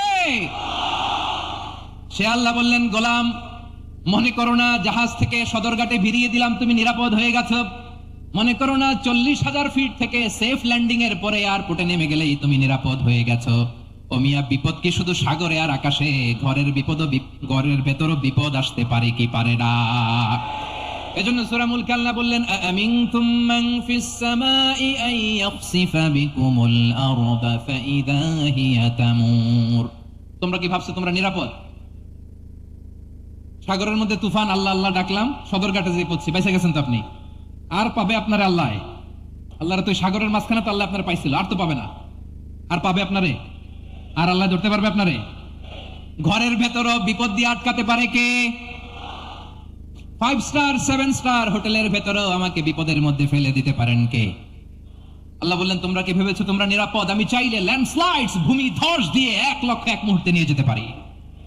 এক সুনামি দিয়ে থাপ্পড় মেরে 3 লক্ষ সাগরের ভেতরে ঢুকাই দিতে পারি, 1 সেকেন্ডও লাগে না আমার। আম আমিনতুম মান ফিস সামাই আন ইউরসিলা আলাইকুম হাসিবা ফাসাতা'লামুনা কাইফা নাযীর। আল্লাহ চাইলে আকাশ থেকে পাথর বৃষ্টি নাজিল করতে পারেন কি পারেন না? এই মুহূর্তে এখানে ভূমিকম্প দিতে পারেন কি পারেন না? আচ্ছা, ভূমিকম্প যখন হয় আমাদের কারো হুঁশ থাকে? আপনি মনে করছেন আমরা সাধারণ মানুষ, আমরা দৌড় দিই, আর প্রেসিডেন্ট প্রধানমন্ত্রী ওনারা বুঝি খাটে শুয়ে থাকে? কথা বুঝে নাই বোধহয়। ভূমিকম্প, আর্থকোয়েক যদি হয়, বাঁচার জন্য আমরা কি করি? হয় খাটের তলায়, ডাইনিং টেবিলের নিচে, উপরে শক্ত কিছু আছে এটার নিচে, অথবা ঘর থুইয়া দেও দৌড়। তো প্রধানমন্ত্রী উনি কি করে? প্রেসিডেন্ট উনি কি করে? হ্যাঁ, উনি খাটের মধ্যে যে শুয়ে থাকে নাকি? উনিও দৌড়, সাধারণ মানুষও দৌড়, প্রধানমন্ত্রীও দৌড়, বাড়িওয়ালাও দৌড়, ভাড়াটিয়াও দৌড়, সবাই দৌড়। নাকি ভাড়াটিয়ারা বাড়ি থুইয়া দৌড়, বাড়িওয়ালারা আর বেরোয় না? এরকম না। তাহলে যে কোনো মুহূর্তে ভূমিকম্প দিয়ে নাস্তানাবুদ করতে পারে কে? আমার প্রিয় ভাইরা, আমরা নিরাপদ নই, আমরা তার দয়ায় বেঁচে আছি। কার দয়ায়? এজন্য আল্লাহ বললেন, গোলাম, যে কোনো মুহূর্তে বিপদ দিয়ে তোমাদেরকে নাস্তানাবুদ করতে পারি। বিশ্বাসী বলে যদি নিজেকে দাবি করো, সব সময় ডাকতে হবে একজন সত্তাকে। বলেন তিনি কে? এই কথা ক্লিয়ার? এই সবগুলো উদাহরণ শেষে সবার কাছে ক্লিয়ার হয়েছে না যে বিপদ থেকে, আপদ থেকে, পরীক্ষা থেকে, ক্যালামিটি থেকে আমাদেরকে কেউ বাঁচাতে পারে না একজন সত্তা ছাড়া। আবারও বলেন তো তিনি কে? ক্লিয়ার? হ্যাঁ, সবাই বুঝতে পারছেন? আচ্ছা, এবার আমরা দেখি বিষ্ণু ইসা ইসলামের জীবনে বিপদ আপদ ছিল কিনা। উনি বিপদ আসলে কিভাবে ডিল করতেন, বিপদ আসলে কোন দোয়া পড়তে হয়, কিভাবে ফরিয়াদের হাত উত্তোলন করতে হয়, কিভাবে রবের দরবারে নতজানু হয়ে ফরিয়াদ করতে হয়, এটা জানার দরকার আছে না নাই? আসলে আমরা বিষ্ণুনবীর জীবনী থেকে দেখি বিপদ আসলে উনি কি করতেন। বিপদ আসলেই প্রথমে বিশ্বনবী সাল্লাল্লাহু আলাইহি ওয়াসাল্লাম একটা দোয়া পড়তেন। কি পড়তেন? তিনি পড়তেন, ইন্না লিল্লাহি ওয়া ইন্না ইলাইহি রাজিউন। নিশ্চয় আমরা আল্লাহর জন্য, নিশ্চয় আমরা কার দিকে ফিরবো ভাই? আবার কার দিকে ফিরবো? আওয়াজ করে বলুন তো, আমরা এসেছি কার কাছ থেকে, আবারও ফিরে যাব কার কাছে? এজন্য বিশ্বনবী পড়তেন, ইন্না লিল্লাহি ওয়া ইন্না ইলাইহি রাজিউন। নিশ্চয় আল্লাহর জন্য, ওই আল্লাহর দিকেই আমরা ফিরে যাব। তারপরে বিশ্বনবী পড়তেন, আল্লাহুম্মা আজুরনি ফি মুসিবাতি ওয়াখলুফ লি খায়রাম মিনহা। একসাথে প্রথমে পড়তেন ইন্না লিল্লাহি ওয়া ইন্না ইলাইহি রাজিউন, তারপর পরে পড়তেন আল্লাহুম্মা আজুরনি ফি মুসিবাতি ওয়াখলুফ লি খায়রাম মিনহা। মানে আল্লাহ, এই যে আমি বিপদে ধৈর্য ধারণ করলাম, এটার সব তুমি আমারে দাও, আর যেটা হারালাম এর চেয়ে ভালো কিছু দিয়ে মেকআপ করে দিও, ভালো কিছু দিয়ে বদল করে দিও। সুবহানাল্লাহ পড়েন। তাহলে বিপদ আসলে আমরা কি করব? কথা বলেন। এই যে আমি শুয়েছিলাম, নাশিদ গাচ্ছিল ওরা, এদেশে পরস্পরে দেখা হলে দেয় সালাম, এদেশে আমজনতার হৃদয় জুড়ে পাক কালাম, এদেশে বিপদ এলে সর্বজনে সর্বক্ষণে দোয়া পড়ে ইন্না লিল্লাহ। কি পড়ে? সুবহানাল্লাহ সুবহানাল্লাহ সুবহানাল্লাহ সুবহানাল্লাহ। এদেশে আজান শুনে সূর্য ওঠে শহর গ্রামে, এদেশে আজান শুনে সূর্য ডুবে সন্ধ্যা নামে, এদেশে সকল কাজে সবাই বলে বিসমিল্লাহ, এদেশে ভালো কিছু দেখে শুনে হাসি মুখে সবাই বলে মাশা আল্লাহ। সুবহানাল্লাহ পড়ে। তাহলে বিপদ এলে আমরা কি পড়ি? কথা বুঝলে সবাই উত্তর দিতে হবে, বিপদ এলে কি পড়ি? তাহলে বিপদ এলেই আমরা এখন থেকে ইন্না লিল্লাহ পড়বো, নাকি হাই হুতাশ করবেন? একদল আছে হাই হুতাশ করে, হায় আল্লাহ রে মোর কি হইল রে, মুই কি হরমু রে, মুই কমবে যামু রে, আছে না নাই? এরকম বিলাপ করতে নিষেধ করেছেন বিশ্বনবী। কি করব, কই যাব, কি হবে, হায় হায়, এরকম হাহুতাশ আছে না নাই? বিশ্বাসীরা হাহুতাশ করে না, তারা ইন্না লিল্লাহ পড়ে। কি পড়ে? মনে থাকবে? আমরা পড়বো ইন্না লিল্লাহি ওয়া ইন্না ইলাইহি রাজিউন। নিশ্চয়ই আমরা আল্লাহর জন্য, আমরা আল্লাহর দিকেই ফিরে যাব। এরপর পড়বো আল্লাহুম্মা আজুরনি ফি মুসিবাতি ওয়াখলুফ লি খায়রাম মিনহা। আল্লাহ, আমি যে বিপদে ধৈর্য ধারণ করলাম এটার সওয়াব দিও, আর যা হারালাম তার চেয়ে ভালো কিছু দিয়ে বদল করে দিও। সুবহানাল্লাহ পড়েন। বিশ্বনবীর হাদিস শুনলেন উম্মে সালামা রাদিয়াল্লাহু তাআলা আনহা। ওনার স্বামী হলো আবু সালামা। মজার ঘটনা খেয়াল করে শুনেন আমার প্রিয় কলিজার টুকরা ভাইয়েরা। কানগুলো খরগোশের কানের মতো খাড়া করে আমার দিকে তাকান। সাইয়্যিদাতুনা উম্মে সালামা রাদিয়াল্লাহু তাআলা আনহা, ওনার স্বামীর নাম আবু সালামা। শ্রেষ্ঠ দম্পতি, শ্রেষ্ঠ ফ্যামিলি। প্রথমে হিজরত করেছিলেন হাবাসায়, পরে হিজরত করেছেন মদিনায়। উহুদ যুদ্ধের পরে ওনার স্বামী আবু সালামা ইন্তেকাল করলো, শহীদ হলো। সুবহানাল্লাহ পড়েন। যখন আবু সালামা ইন্তেকাল করলো, উম্মে সালামা রাদিয়াল্লাহু তাআলা আনহা কেঁদে কেঁদে হয়রান। আর নবীর শিখানো বাণী অনুযায়ী তিনি বারবার পড়ছিলেন ইন্না লিল্লাহ। কি পড়ছিলেন? মুই কই যামু, কি হরমু, এগুলো বলে নাই। কি বলছে? ইন্না লিল্লাহ। যেহেতু বিশ্বনবী বলেছেন কেউ যদি বিপদের প্রথম ধাক্কায় পড়ে ইন্না লিল্লাহি ওয়া ইন্না ইলাইহি রাজিউন, আল্লাহুম্মা আজুরনি ফি মুসিবাতি ওয়া আখলুফ লি খায়রাম মিনহা, তাহলে এই বিপদে যে সে যা হারালো তার চেয়ে শ্রেষ্ঠ কিছু দিয়ে আল্লাহ তার বদল দিয়ে দিবে। এই হাদিস শুনে উম্মে সালামা রাদিয়াল্লাহু তাআলা আনহা ওনার প্রাণ প্রিয় স্বামী আবু সালামার ইন্তেকালের পরে চোখের পানি ছাড়ে আর পড়ে ইন্না লিল্লাহি ওয়া ইন্না ইলাইহি রাজিউন, আল্লাহুম্মা আজুরনি ফি মুসিবাতি ওয়া আখলুফ লি খায়রাম মিনহা। বারবার এই দোয়া পড়ে চোখের পানি ছাড়ে, এই দোয়া পড়ে চোখের পানি ছাড়ে, আর মনে মনে বলে আবু সালামার মতো ভালো মানুষ মদিনাতে নাই, আবু সালামার চেয়েও ভালো মানুষ মদিনাতে নাই, তার চেয়ে ভালো মানুষ কি করে আল্লাহ তাআলা আমারে দিবে, তার চেয়ে ভালো মানুষ তো আমি মদিনাতে দেখি না। চোখের পানি দিয়ে বুক ভাসায় আর নবীর হাদিসের উপর আমল করে পড়ে ইন্না লিল্লাহি ওয়া ইন্না ইলাইহি রাজিউন, ইন্না লিল্লাহি ওয়া ইন্না ইলাইহি রাজিউন। পড়তে পড়তে চোখের পানি ছাড়ে আর চিন্তা করে বিশ্বনবী বললেন এই দোয়া পড়লে যেটা হারালাম তার চেয়ে ভালো কিছু দিয়ে আল্লাহ পুরস্কার দেয়। আবু সালামের চেয়ে ভালো মানুষ মদিনার মধ্যে আর কে হতে পারে? কি আজীব তামাশা, কি অবাক করা ঘটনা। কিছুদিন পরে দেখা গেল সাইয়্যিদুল মুরসালিন রাহমাতাল লিল আলামিন স্বয়ং বিশ্ব নবী উম্মে সালামাকে বিয়ের প্রস্তাব পাঠিয়েছে। স্বয়ং বিশ্ব নবী উম্মে সালামা রাদিয়াল্লাহু তাআলা আনহাকে বিয়ের প্রস্তাব পাঠিয়েছেন। উনি রাজি হয়ে গেলেন, বিয়ে হয়ে গেল, উনি হয়ে গেলেন উম্মুল মুমিনিন, আমাদের মা, পুরো মুসলিম উম্মার মা। চিৎকার করে বলেন আল্লাহু আকবার। তাহলে আমার প্রাণ প্রিয় ভাইয়েরা, বিপদে পড়লে আমরা পড়বো ইন্না লিল্লাহি ওয়া ইন্না ইলাইহি রাজিউন, আল্লাহুম্মা আজুরনি ফি মুসিবাতি ওয়া আখলুফ লি খায়রাম মিনহা। পড়বেন? পড়বেন না? যারা যারা বিপদ আসলে এই দোয়াটা পড়বেন এখন থেকে আওয়াজ করে ইনশাআল্লাহ বলেন। যা হারাইছেন তার চেয়ে শ্রেষ্ঠ জিনিস দিয়ে বদলা দিবে কে? বিশ্বাস হয়? একটু সন্দেহ লাগে মনে হয়, একটু সন্দেহ আছে? যাদের বিশ্বাস হবে তাদের কি আল্লাহ উত্তম বদলা দেবে, ঠিক কিনা বলেন? তাহলে বিপদে পড়লেই প্রথমে আমরা এটা পড়বো। দোয়াগুলো যদি এখন মুখস্থ না হয়, এই যে রেকর্ডিং হচ্ছে পেয়ে যাবেন, কালকেই পেয়ে যাবেন, শুনে শুনে মুখস্থ করবেন। আমার মায়েরা, আমার বোনেরা, আপনাদের জন্য 3টি মাঠের অ্যারেঞ্জমেন্ট করা হয়েছে, আমি জানি। আপনারা এই দোয়াগুলো পড়বেন, আপনার স্বামীকে শেখাবেন, সন্তানকে শেখাবেন, আপনার পুরো পরিবারটাকে জান্নাতের টুকরো বানিয়ে দিবে কে? তাহলে বিপদ আসলে প্রথমে কি পড়তে হবে এটা জেনে গেলাম। এরপরে বিপদ আসলে নিজেকে কি করে আল্লাহর কাছে সঁপে দিতে হয় এটাও জানার দরকার আছে না নাই? বিপদে প্রথমে ইন্না লিল্লাহ পড়লাম, ধৈর্য ধারণ করলাম, বিপদ থেকে উদ্ধারের সর্বোচ্চ চেষ্টা করলাম। আমার কাজ যখন শেষ তখন আমি আমার এই বিষয়টা আল্লাহর কাছে সঁপে দিব। কার কাছে সুপর্দ করব? কার কাছে? বিপদে বললে কেমন করে নিজেকে আল্লাহর কাছে সঁপে দিতে হয় আসুন সাইয়েদনা ইব্রাহিম আলাইহিস সালামের জীবনী থেকে জানি। আল্লাহর খলিল ইব্রাহিম আলাইহিস সালাম আমাদের মতো সমাজ ব্যবস্থা পায় নাই। আমরা জন্মের পরে আমাদের কানের ভেতরে আজান দিয়েছে কে? একামত দিয়েছে কে? আমাদের বাপদাদারা আমাদের কানে আজান দিয়েছে কি দেয় নাই? আমাদের জন্মের পরেই তো আজান, একামত, বাড়ির পাশে মসজিদ, প্রতিদিন আজান, জুমার খুতবা, প্রতি মাসে মাসে তাফসিরুল কোরআন মাহফিল, মসজিদ, মিনারা, অভাব নাই, ঠিক কিনা বলেন? আপনি যে সুন্দর ইসলামিক এনভায়রনমেন্ট পেয়েছেন, আমাদের ইব্রাহিম খলিল উনিও কি এরকম পেয়েছিলেন? হ্যাঁ, উনি জন্মের পর পরে ওনার কানে আজান দিয়েছে কেউ? আমার প্রিয় ভাইরা, আগা গোড়া একটা শিরকি পরিবেশ উনি জন্মগ্রহণ করেছেন। উনি ছাড়া ওই তল্লাটে একজনও আল্লাহর উপর বিশ্বাসী নাই। কল্পনা করতে পারেন?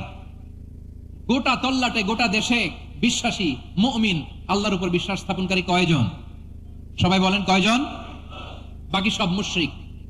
বাকি সব মুশরিক নিজের সাথে নিজে শক্ত বোঝাপড়া করে, অ্যানালজি করে, সেলফ কনভারসেশন করে উনি মহা সত্যের সন্ধান পেয়েছেন।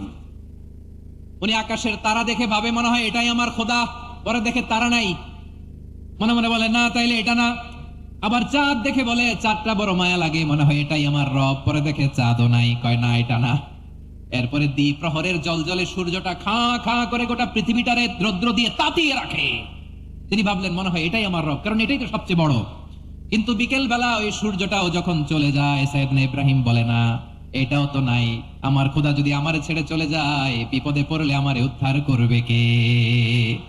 এভাবে নিজের সাথে অ্যানালজি, সেলফ কনভারসেশন করতে করতে করতে তিনি মহা সত্যের সন্ধান পেয়েছেন। সুবহানাল্লাহ পড়েন। সব শেষে তিনি ডিসিশন নিয়ে ঘোষণা দিলেন, ইন্নী ওয়াজ্জাহতু ওয়াজহিয়া লিল্লাযী ফাতারাস সামাওয়াতি ওয়াল আরদা হানিফান ওয়া মা আনা মিনাল মুশরিকিন। নিশ্চয় আমি এমন সত্তার দিকে মনোনিবেশ করলাম, মুখাপেক্ষী হলাম, যিনি আকাশ বানিয়েছেন, জমিন বানিয়েছেন, আমি মুশরিক নই। সুবহানাল্লাহ। পারতেন, আপনি পারতেন? কেউ নাই, লক্ষ লক্ষ মুশরিক, আপনি একা। ওনার মতো এরকম বিচক্ষণতা দিয়ে আল্লাহরে খুঁজে পাইতে পারতেন আপনি? কি নবী ছিল, আল্লাহকে খুঁজে পেয়েছে। যখন আল্লাহর ইবাদত শুরু করলো, এই কথা ছড়ায় পড়লো চারদিকে। নমরুদ সাইয়েদনা ইব্রাহিমকে ডেকে পাঠালেন। নমরুদ বলে, ইব্রাহিম, তুমি নাকি মূর্তির পূজা না করে কোন নতুন রবের ইবাদত করো, কে তোমার রব? সাইয়েদনা ইব্রাহিম বললেন, রব্বি আল্লাযী ইউহয়ী ওয়া ইউমীত, আমি এমন রবের ইবাদত করি যিনি জীবন দেন, যিনি মৃত্যু দেন।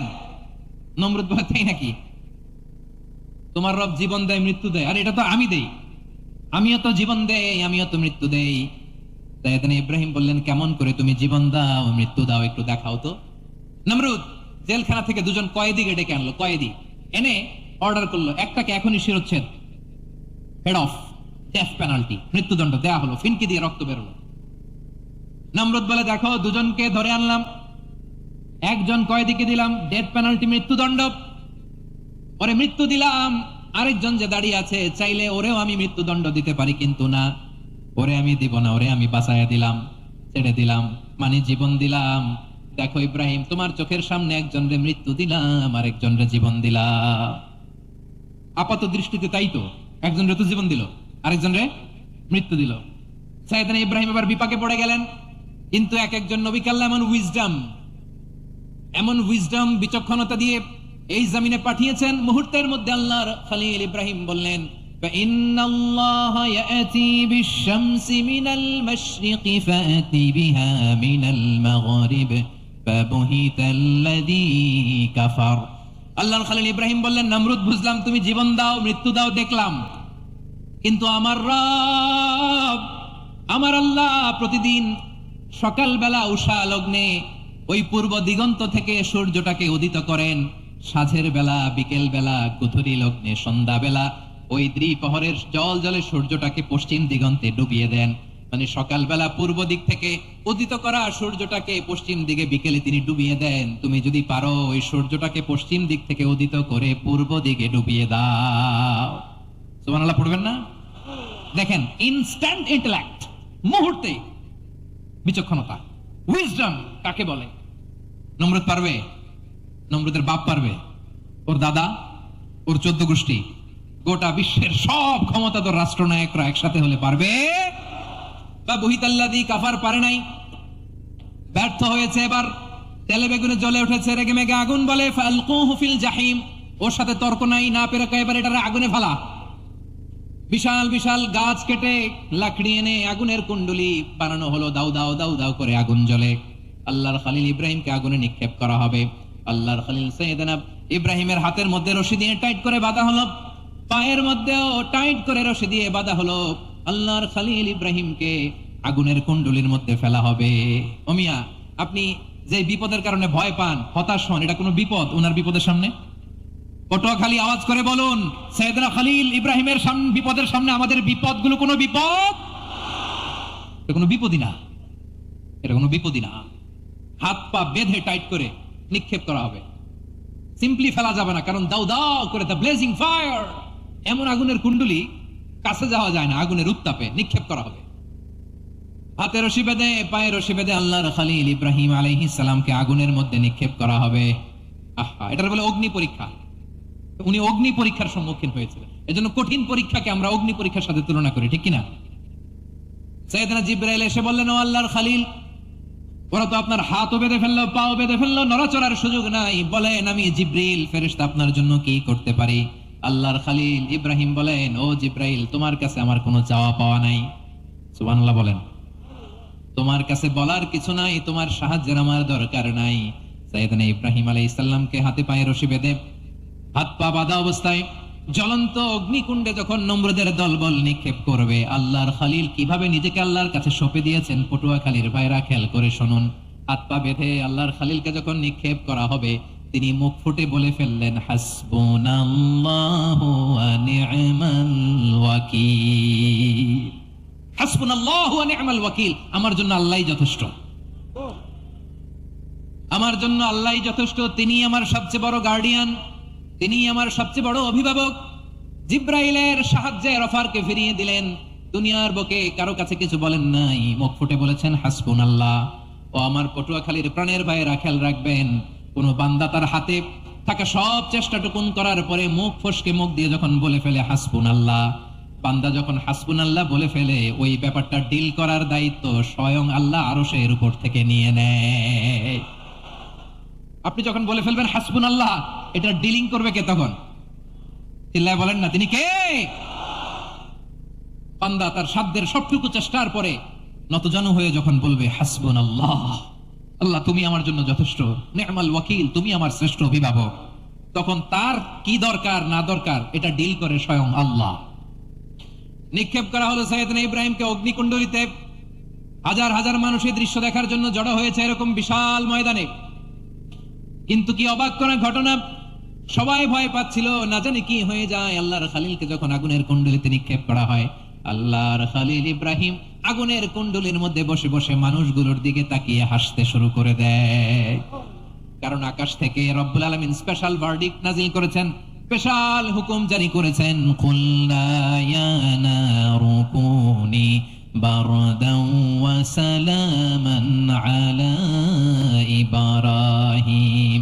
ও আগুন খবরদার, সৃষ্টির শুরু থেকে তোকে একটা ধর্ম আমি বাতলে দিয়েছিলাম, তোর ধর্ম, আগুনের ধর্ম হলো যা পাবে জ্বালিয়ে সারখার করবে। আল্লাহ বলল, আগুন তোর ধর্ম দিয়েছিলাম, তুই সব জ্বালিয়ে পুড়িয়ে সারখার করে দিবি, কিন্তু ক্ষণিকের জন্য আমি তোর জ্বালিয়ে দেওয়ার ক্ষমতাটাকে কেড়ে নিলাম, জ্বালিয়ে ভস্ম করে দেওয়ার ক্ষমতা আমি কেড়ে নিলাম। কুনি বারদান, ঠান্ডা হয়ে যা, কিন্তু এত বেশি ঠান্ডা হবি না আবার আমার ইব্রাহিমের জন্য সর্দি লেগে না যায়। সুবহানাল্লাহ, এত আস্তে বললে হবে? কুনি বারদান, বারদ মানে বরফ, ঠান্ডা, ঠান্ডা হ, কিন্তু এত ঠান্ডা হবি না যাতে আমার ইব্রাহিমের কষ্ট হয়। আগুন বলে, আল্লাহ একবার বললা ঠান্ডা হও, আবার বলো এত ঠান্ডা হবি না যাতে খালিলের সর্দি না লাগে। কেমন ঠান্ডা হব, কেমন এনভায়রনমেন্ট তৈরি করে দেব বলো? আল্লাহ বললেন, সালামান আলা ইব্রাহিম, আমার খালিল, আমার কলিজা, আমার ইব্রাহিমের জন্য তুই জান্নাতের গুল বাগিচা হয়ে যা। ও ভাই, নবী মুসার মতো ঈমান হলে রাস্তা হবে সাগর জলে, নবী ইউসুফের মতন ঈমান হলে একে একে দরজা খোলে, নবী ইব্রাহিমের মতন ঈমান যদি আজও থাকে বিদ্যমান, অগ্নিকুণ্ডে দেখতে পাবে খুবসুরত এক ফুল বাগান। কুলনা ইয়া নারু কুনি বারদান ওয়া সালামান আলা ইব্রাহিম। বান্দা যখন মুখ দিয়ে বলে হাসবুনাল্লাহ, আমার আল্লাহ আমার জন্য যথেষ্ট, এই বলে যখন নিজেকে সঁপে দেয়, তার কি লাগবে ওই দায়িত্ব স্বয়ং নিয়ে নেয় কে? সবাই বলেন, স্বয়ং নিয়ে নেয় কে? তাহলে আমার প্রিয় ভাইরা, বিপদের শুরুতেই আমরা বলবো ইন্না লিল্লাহ। শুরুতে কি বলবো? এরপরে যেই বাক্যটা পড়ে নিজের পরিস্থিতিকে আল্লাহর দরবারে সঁপে দেব, সেটা হচ্ছে হাসবুনাল্লাহ। সেটা কি? বিষ্ণু বলেন, লা ইয়াজালু লিসানুকা রাতাবান মিন যিকরিল্লাহ, সব সময় আল্লাহর স্মরণ দিয়ে, জিকির দিয়ে জিহ্বাটারে সিক্ত রাখো। আর শয়তানু জাসিমুন আলা কলবি ইবনে আদম, শয়তান বনি আদমের কলবে খামচি মেরে বসে থাকে। ফাইদা যাকারাল্লাহ খানাসা, মানুষ যখন আল্লাহ স্মরণ করে জিকির করে, শয়তান দৌড়ে পালায়। ওয়া ইদা গাফালা ওয়াসওয়াসা, যখনই বনি আদম গাফেল হয় তখনই শয়তান তার হৃদয়ে ওয়াসওয়াসা দেয়। এজন্য বিপদে পড়লে ইন্না লিল্লাহ, নিজের সবটুকুন করার পরে, নিজের রোল প্লে করার পরে নিজেকে আমরা কি বলে সঁপে দিব? সবাই বলেন, সবাই বলতে হবে, আরো জোরে বলেন, মনে থাকবে।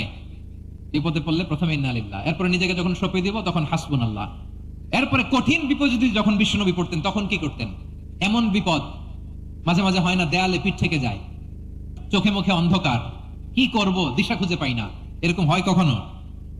হ্যাঁ, আপনাদের হয়? হয় না? তো জান্নাতে আছেন আপনারা। হয় হয়, এরকম হয়েছে না যে দেয়ালে পিঠ থেকে গেছে, চোখে মুখে অন্ধকার, কই যাব, কি করব, বাঁচানোর কেউ না, এরকম হয়েছে কখনো আপনাদের? যদি হয় তাইলে এটার সলিউশন বলবো, না হইলে তো এগুলো বলে লাভ নাই। হয় হয় হয়, বিশ্বনবী এরকম কঠিন বিপদে পড়েছেন জীবনের কিছু কিছু মুহূর্তে। ওই মুহূর্তে বিশ্বনবী স্পেশাল দুইটা দোয়া পড়তেন, এই দোয়াগুলো আপনাদেরকে জানিয়ে দেয়। বিশ্বনবী বলেন, কঠিনতম বিপদে যখন পড়বা, দেয়ালে পিঠ থেকে যায়, চোখে মুখে অন্ধকার, বাঁচার কোনো উপায় নেই, তখন পড়বা লা ইলাহা ইল্লা আনতা সুবহানাকা ইন্নী কুনতু মিনাজ জালিমিন। আল্লাহ তুমি ছাড়া কোনো ইলাহ নাই, তুমি পবিত্র, নিশ্চয় আমি জালিমদের অন্তর্ভুক্ত। সুবহানাল্লাহ বলেন। এই দোয়া সাইয়েদনা ইউনূস আলাইহিস সালাম পড়েছিলেন যখন মাছের পেটে ছিলেন। কিসের পেটে? এবং অনেক মুফাসসিরিন ইকরাম বলেছেন, অনেক আহলুল ইলমরা বলেছেন এটা হচ্ছে ইসমে আজম। ইসমে আজম এমন দোয়া যেটা দিয়ে দোয়া করলে আল্লাহ দোয়া কবুল করে, কিন্তু এটা কোনটা এটা নিয়ে ইখতিলাফ আছে। কোন আহলুল ইলম বলেন লা ইলাহা ইল্লা আনতা সুবহানাকা ইন্নী কুনতু মিনাজ জালিমিন, এটা হচ্ছে ইসমে আজম। সাইয়েদনা ইউনূস আলাইহিস সালাম পড়েছেন, আপনারা পড়েননি? তুফান হইলে পড়েন না? আমাদের এলাকায় তো এটা খুব, এটার উপর ব্যাপক আমল আছে। পটুয়াখালীতে কি অবস্থা বলেন? পড়েন পড়েন পড়েন পড়েন। একটা গল্প শুনেছিলাম, পাক হানাদার বাহিনী যখন বাংলাদেশে অ্যাটাক করতো, ৭১ সালের ঘটনা বলতেছে, আমরা তো দেখি নাই, শুনছি আর কি। ৭১ যদি দেখতাম এতদিনে রাজাকার হয়ে যেতাম। আল্লাহ আমাদেরকে বাঁচাই দিছে, আল্লাহর মেহেরবানি, ঠিক কিনা বলেন? মন মতো হইলে মুক্তিযোদ্ধা, মন মতো না হইলে রাজাকার। কত কিছু দেখলাম এই শাহবাগের বুকে। আল্লাহ ৭১ সালে দেখি নাই, আমরা শুনেছি পাক হানাদার বাহিনী জিজ্ঞেস করতো মুসলিম না অমুসলিম চেক করার জন্য, বলতো কালেমা বল, কালেমা বাতাও। তো যারা কালেমা বলতে পারতো পাকিস্তানি বাহিনী নাকি ওদেরকে ছেড়ে দিত, শুনেছি। তো একজনকে এক বাঙালিরে পেয়ে তার মাথার মধ্যে বন্দুকের নল ধরে বলতেছে কালেমা বল সালে, কালেমা বাতা, কালেমা বল। তো ভয়ের চোটে এই দোয়া পড়া শুরু করছে। ও পড়তেছে লা ইলাহা ইল্লা আনতা সুবহানাকা ইন্নী কুনতু মিনাজ জালিমিন। পাকিস্তানি বলে সালে ये तो मुसीबत का কালিমা है, বাঙালি কয় হাম তো ভি মুসিবত মে হ্যায়। পাকিস্তানি বলে বেটা কোন দোয়া বললি, এটা তো মুসিবতের কালেমা। কয় আমিও তো মুসিবতে আছি, আমার মাথার মধ্যে বন্দুক ধরে তুমি আমার কালেমা জিজ্ঞেস করো, এখন কোনটা কালিমা আর কোনটা কি দোয়া, আমার হুশ আছে নাকি?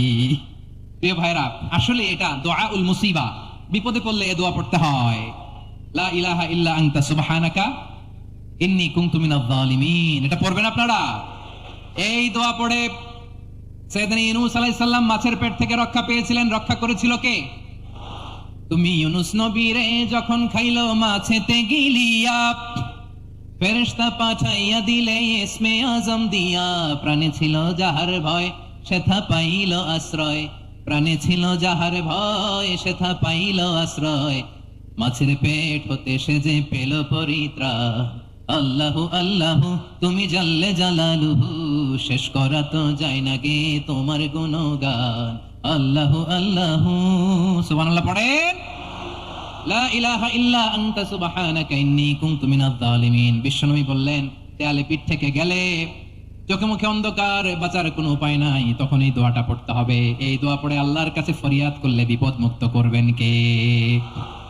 কেন এই দোয়াটা আল্লাহর কাছে বড্ড প্রিয় জানেন আমার ভাইরা? কারণ এই দোয়ার মধ্যে 3টা জিনিস আছে। আমি যেরকম আঙ্গুল উঁচু করেছি এরকম করেন তো। 3টা, কয়টা? 3টা। 1 নম্বরে হচ্ছে তাওহীদ, 2 নম্বরে তাসবিহ, 3 নম্বরে তাকরীর। আই রিপিট, আবারও বলছি, 1 নম্বরে তাওহীদ, 2 নম্বরে তাসবিহ, 3 নম্বরে তাকরীর। এই দোয়াটা আল্লাহর কাছে এত পছন্দনীয় কারণ এই দোয়ার প্রথম অংশে আছে তাওহীদ, আল্লাহর একত্ববাদের ঘোষণা। লা ইলাহা ইল্লা আনতা, ও আল্লাহ আপনি ছাড়া কোনো ইলাহ নাই, উপাস্য নাই। এই কথা বললে আল্লাহ বড্ড খুশি হয়ে যায়, সুবহানাল্লাহ পড়েন। এই দোয়ার দ্বিতীয় অংশে আছে তাসবিহ, মানে আল্লাহর প্রশংসা, প্রশংসা সূচক বাণী। সুবহানাক সুবহানাক সুবহানাক, ও আল্লাহ আমি আপনার পবিত্রতা ঘোষণা করছি, সুবহানাক। এই কথা শুনলেও আল্লাহ খুশি হয়ে যায়, সুবহানাল্লাহ পড়েন। এই দোয়ার তৃতীয় অংশে আছে তাকরীর, তাকরীর মানে পাপের স্বীকৃতি। তাকরীর মানে কি? তাকরীর মানে পাপের স্বীকৃতি। এই দোয়ার তৃতীয় অংশে আছে ইন্নী কুনতু মিনাজ জালিমিন, ও আল্লাহ আমি জালিমদের অন্তর্ভুক্ত। আল্লাহ আল্লাহ আমি জালেম, আল্লাহ আমি ভুল করেছি, অন্যায় করেছি, আল্লাহ আমি জালেমদের অন্তর্ভুক্ত। এই পাপের স্বীকৃতি, অ্যাকনলেজমেন্ট আল্লাহ বড্ড পছন্দ করে। যখন আল্লাহর কাছে আপনি ছোট হবেন, ছোট হতে হতে যত ছোট হবেন ওই দৃশ্যটা দেখতে আল্লাহ বড্ড পছন্দ করে, সুবহানাল্লাহ বলেন। 3 নম্বর অংশ ইন্নী কুনতু মিনাজ জালিমিন, আল্লাহ আমি জালেমদের অন্তর্ভুক্ত।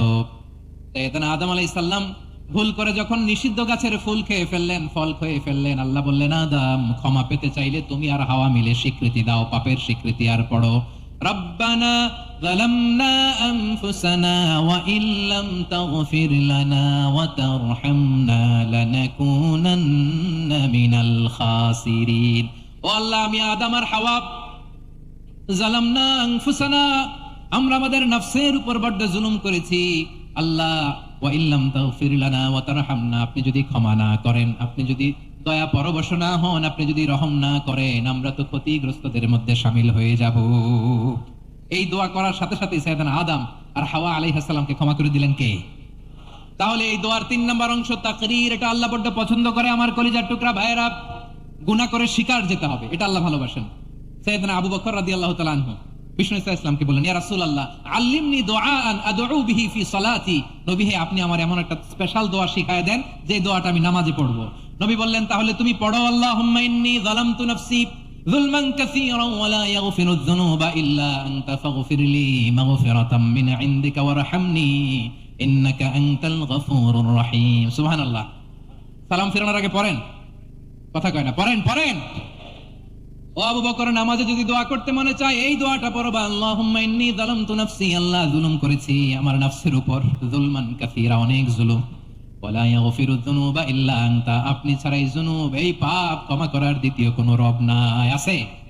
আল্লাহ ছাড়া আমাদের গুনাহ আর কে কে ক্ষমা করতে পারে বলেন তো? কে পারে? কে? এজন্য আল্লাহরে বলবেন, আল্লাহ আমি ছাড়া তোমার গোলামের অভাব নাই, ও আমার রব আমি ছাড়া এই জমিনের বুকে তোমার গোলামের অভাব নাই, কিন্তু তুমি ছাড়া তো আমার দ্বিতীয় কোনো রব নাই। পারবেন বলতে? পারবেন? চোখের পানি ছেড়ে আল্লাহরে বলবেন, আল্লাহ তুমি আমার রব, তুমি আমার সব। কি বলবেন? আল্লাহ আমারে রব। সবাই বলুন, আল্লাহ আমারে রব, দমে দমে তনু মনে তারি অনুভব, আল্লাহ আমারে রব।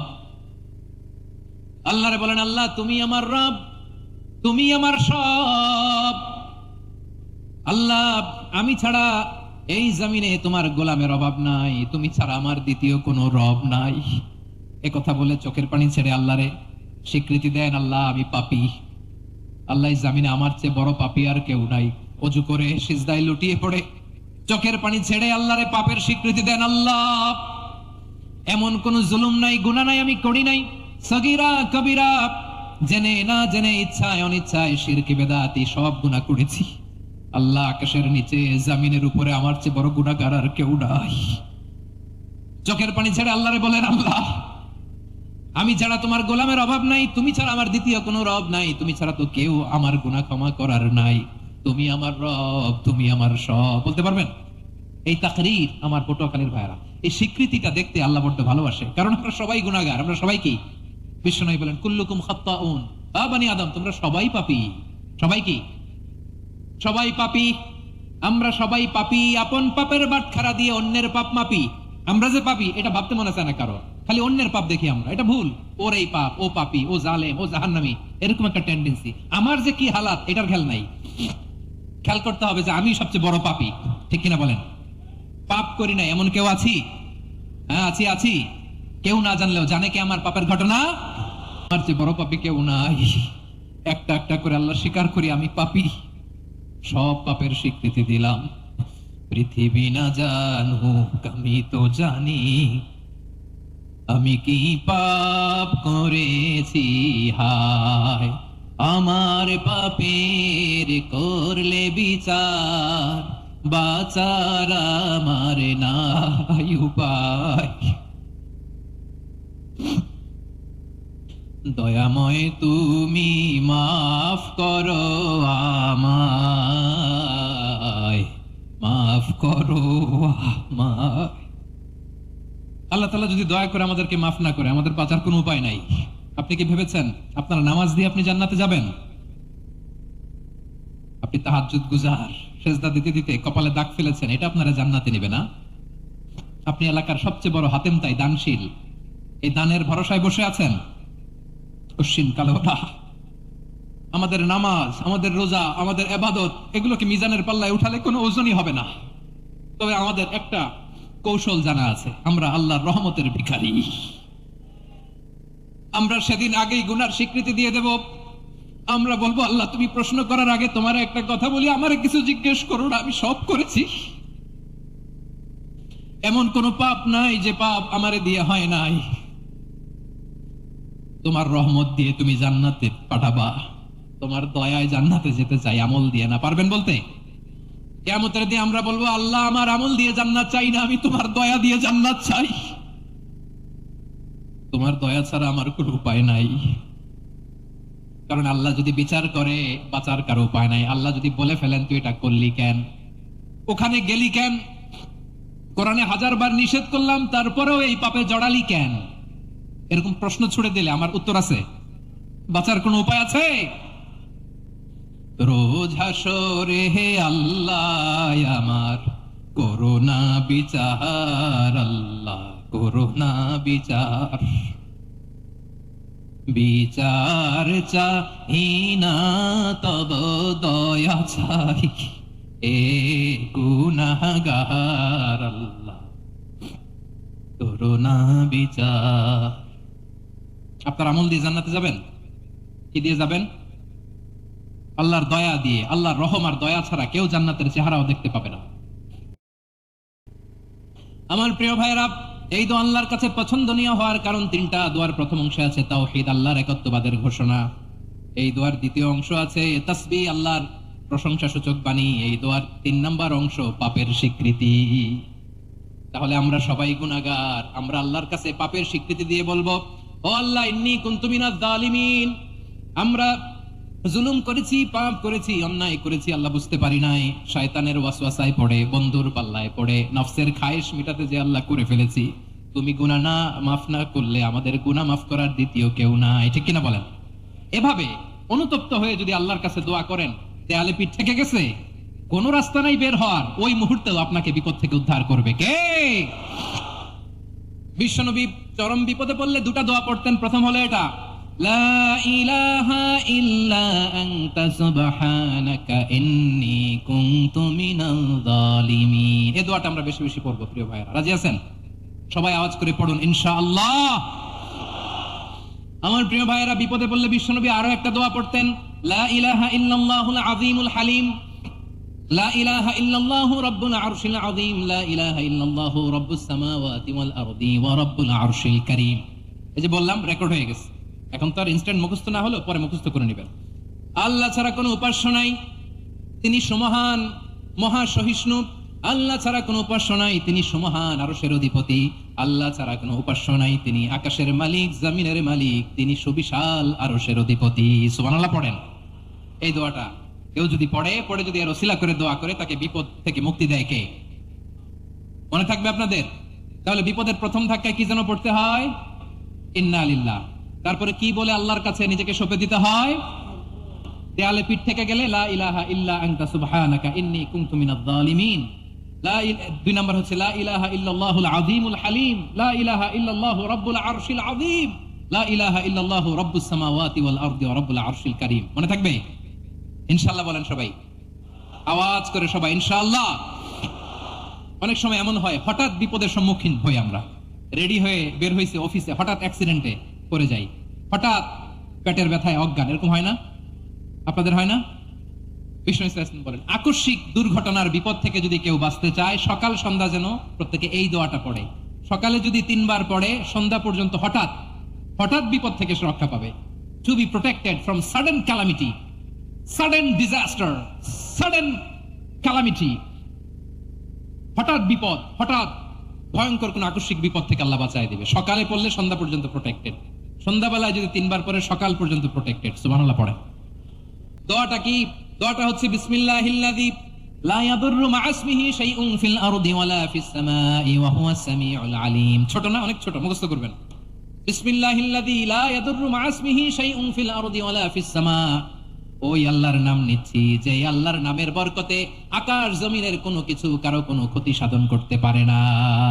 তিনি সর্বশ্রোতা, সর্বজ্ঞ। সুবহানাল্লাহ পড়েন। পড়বেন এই দোয়াটা, বিসমিল্লাহিল্লাযী লা ইয়াদুররু মা ইসমিহি শাইউন ফিল আরদি ওয়ালা ফিস সামাই ওয়া হুয়াস সামিউল আলিম। ফজরের পরে 3 বার, মাগরিবের পরে 3 বার যদি কেউ পড়ে, প্রোটেক্টেড, যে কোনো হঠাৎ বিপদ থেকে প্রোটেক্টেড। প্রোটেক্ট করেন কে? ওই আল্লাহর নাম নিচ্ছি, যে আল্লাহর নামের ওসিলায় আকাশ জমিনের কোনো কিছু কোনো ক্ষতি করতে পারে না। সুবহানাল্লাহ পড়েন। আচ্ছা, এবার আমাদের জীবনে দুশ্চিন্তা আছে না নাই বলেন? Tension, hyper tension, anxiety, depression, চিন্তা টেনশন নাই, এরকম কে কে আছে দেখি? হাত তোলেন। ওই যে হাত তুলছে এক আল্লাহর ওলি, ওই যে। টেনশন নাই তোমার? মাশাআল্লাহ। চোটে জোশের ঠেলায় ধাক্কায় তুলে ফেলছে। সবার জীবনে টেনশন আছে না নাই? এই দুশ্চিন্তা, পেরেশানি, মারাত্মক পেরেশানি থেকে মুক্তি পাওয়ার জন্য বিষ্ণু ইসলাম দুটো দোয়া পড়তেন। কয়টা? অনেকগুলো পড়তেন। স্পেশাল দুটো দোয়া আজকে আপনাদের শেখায় যাবো, শুনবেন না? কষ্ট হচ্ছে? সংক্ষিপ্ত মোনাজাত দিয়ে দিই। ওরে আল্লাহ, আমি তো 9:30 ক্রস করে ফেলছি মাসুদ ভাই, খেয়াল করি নাই। আরো কয়েক মিনিট। ঠিক আছে, ঠিক আছে।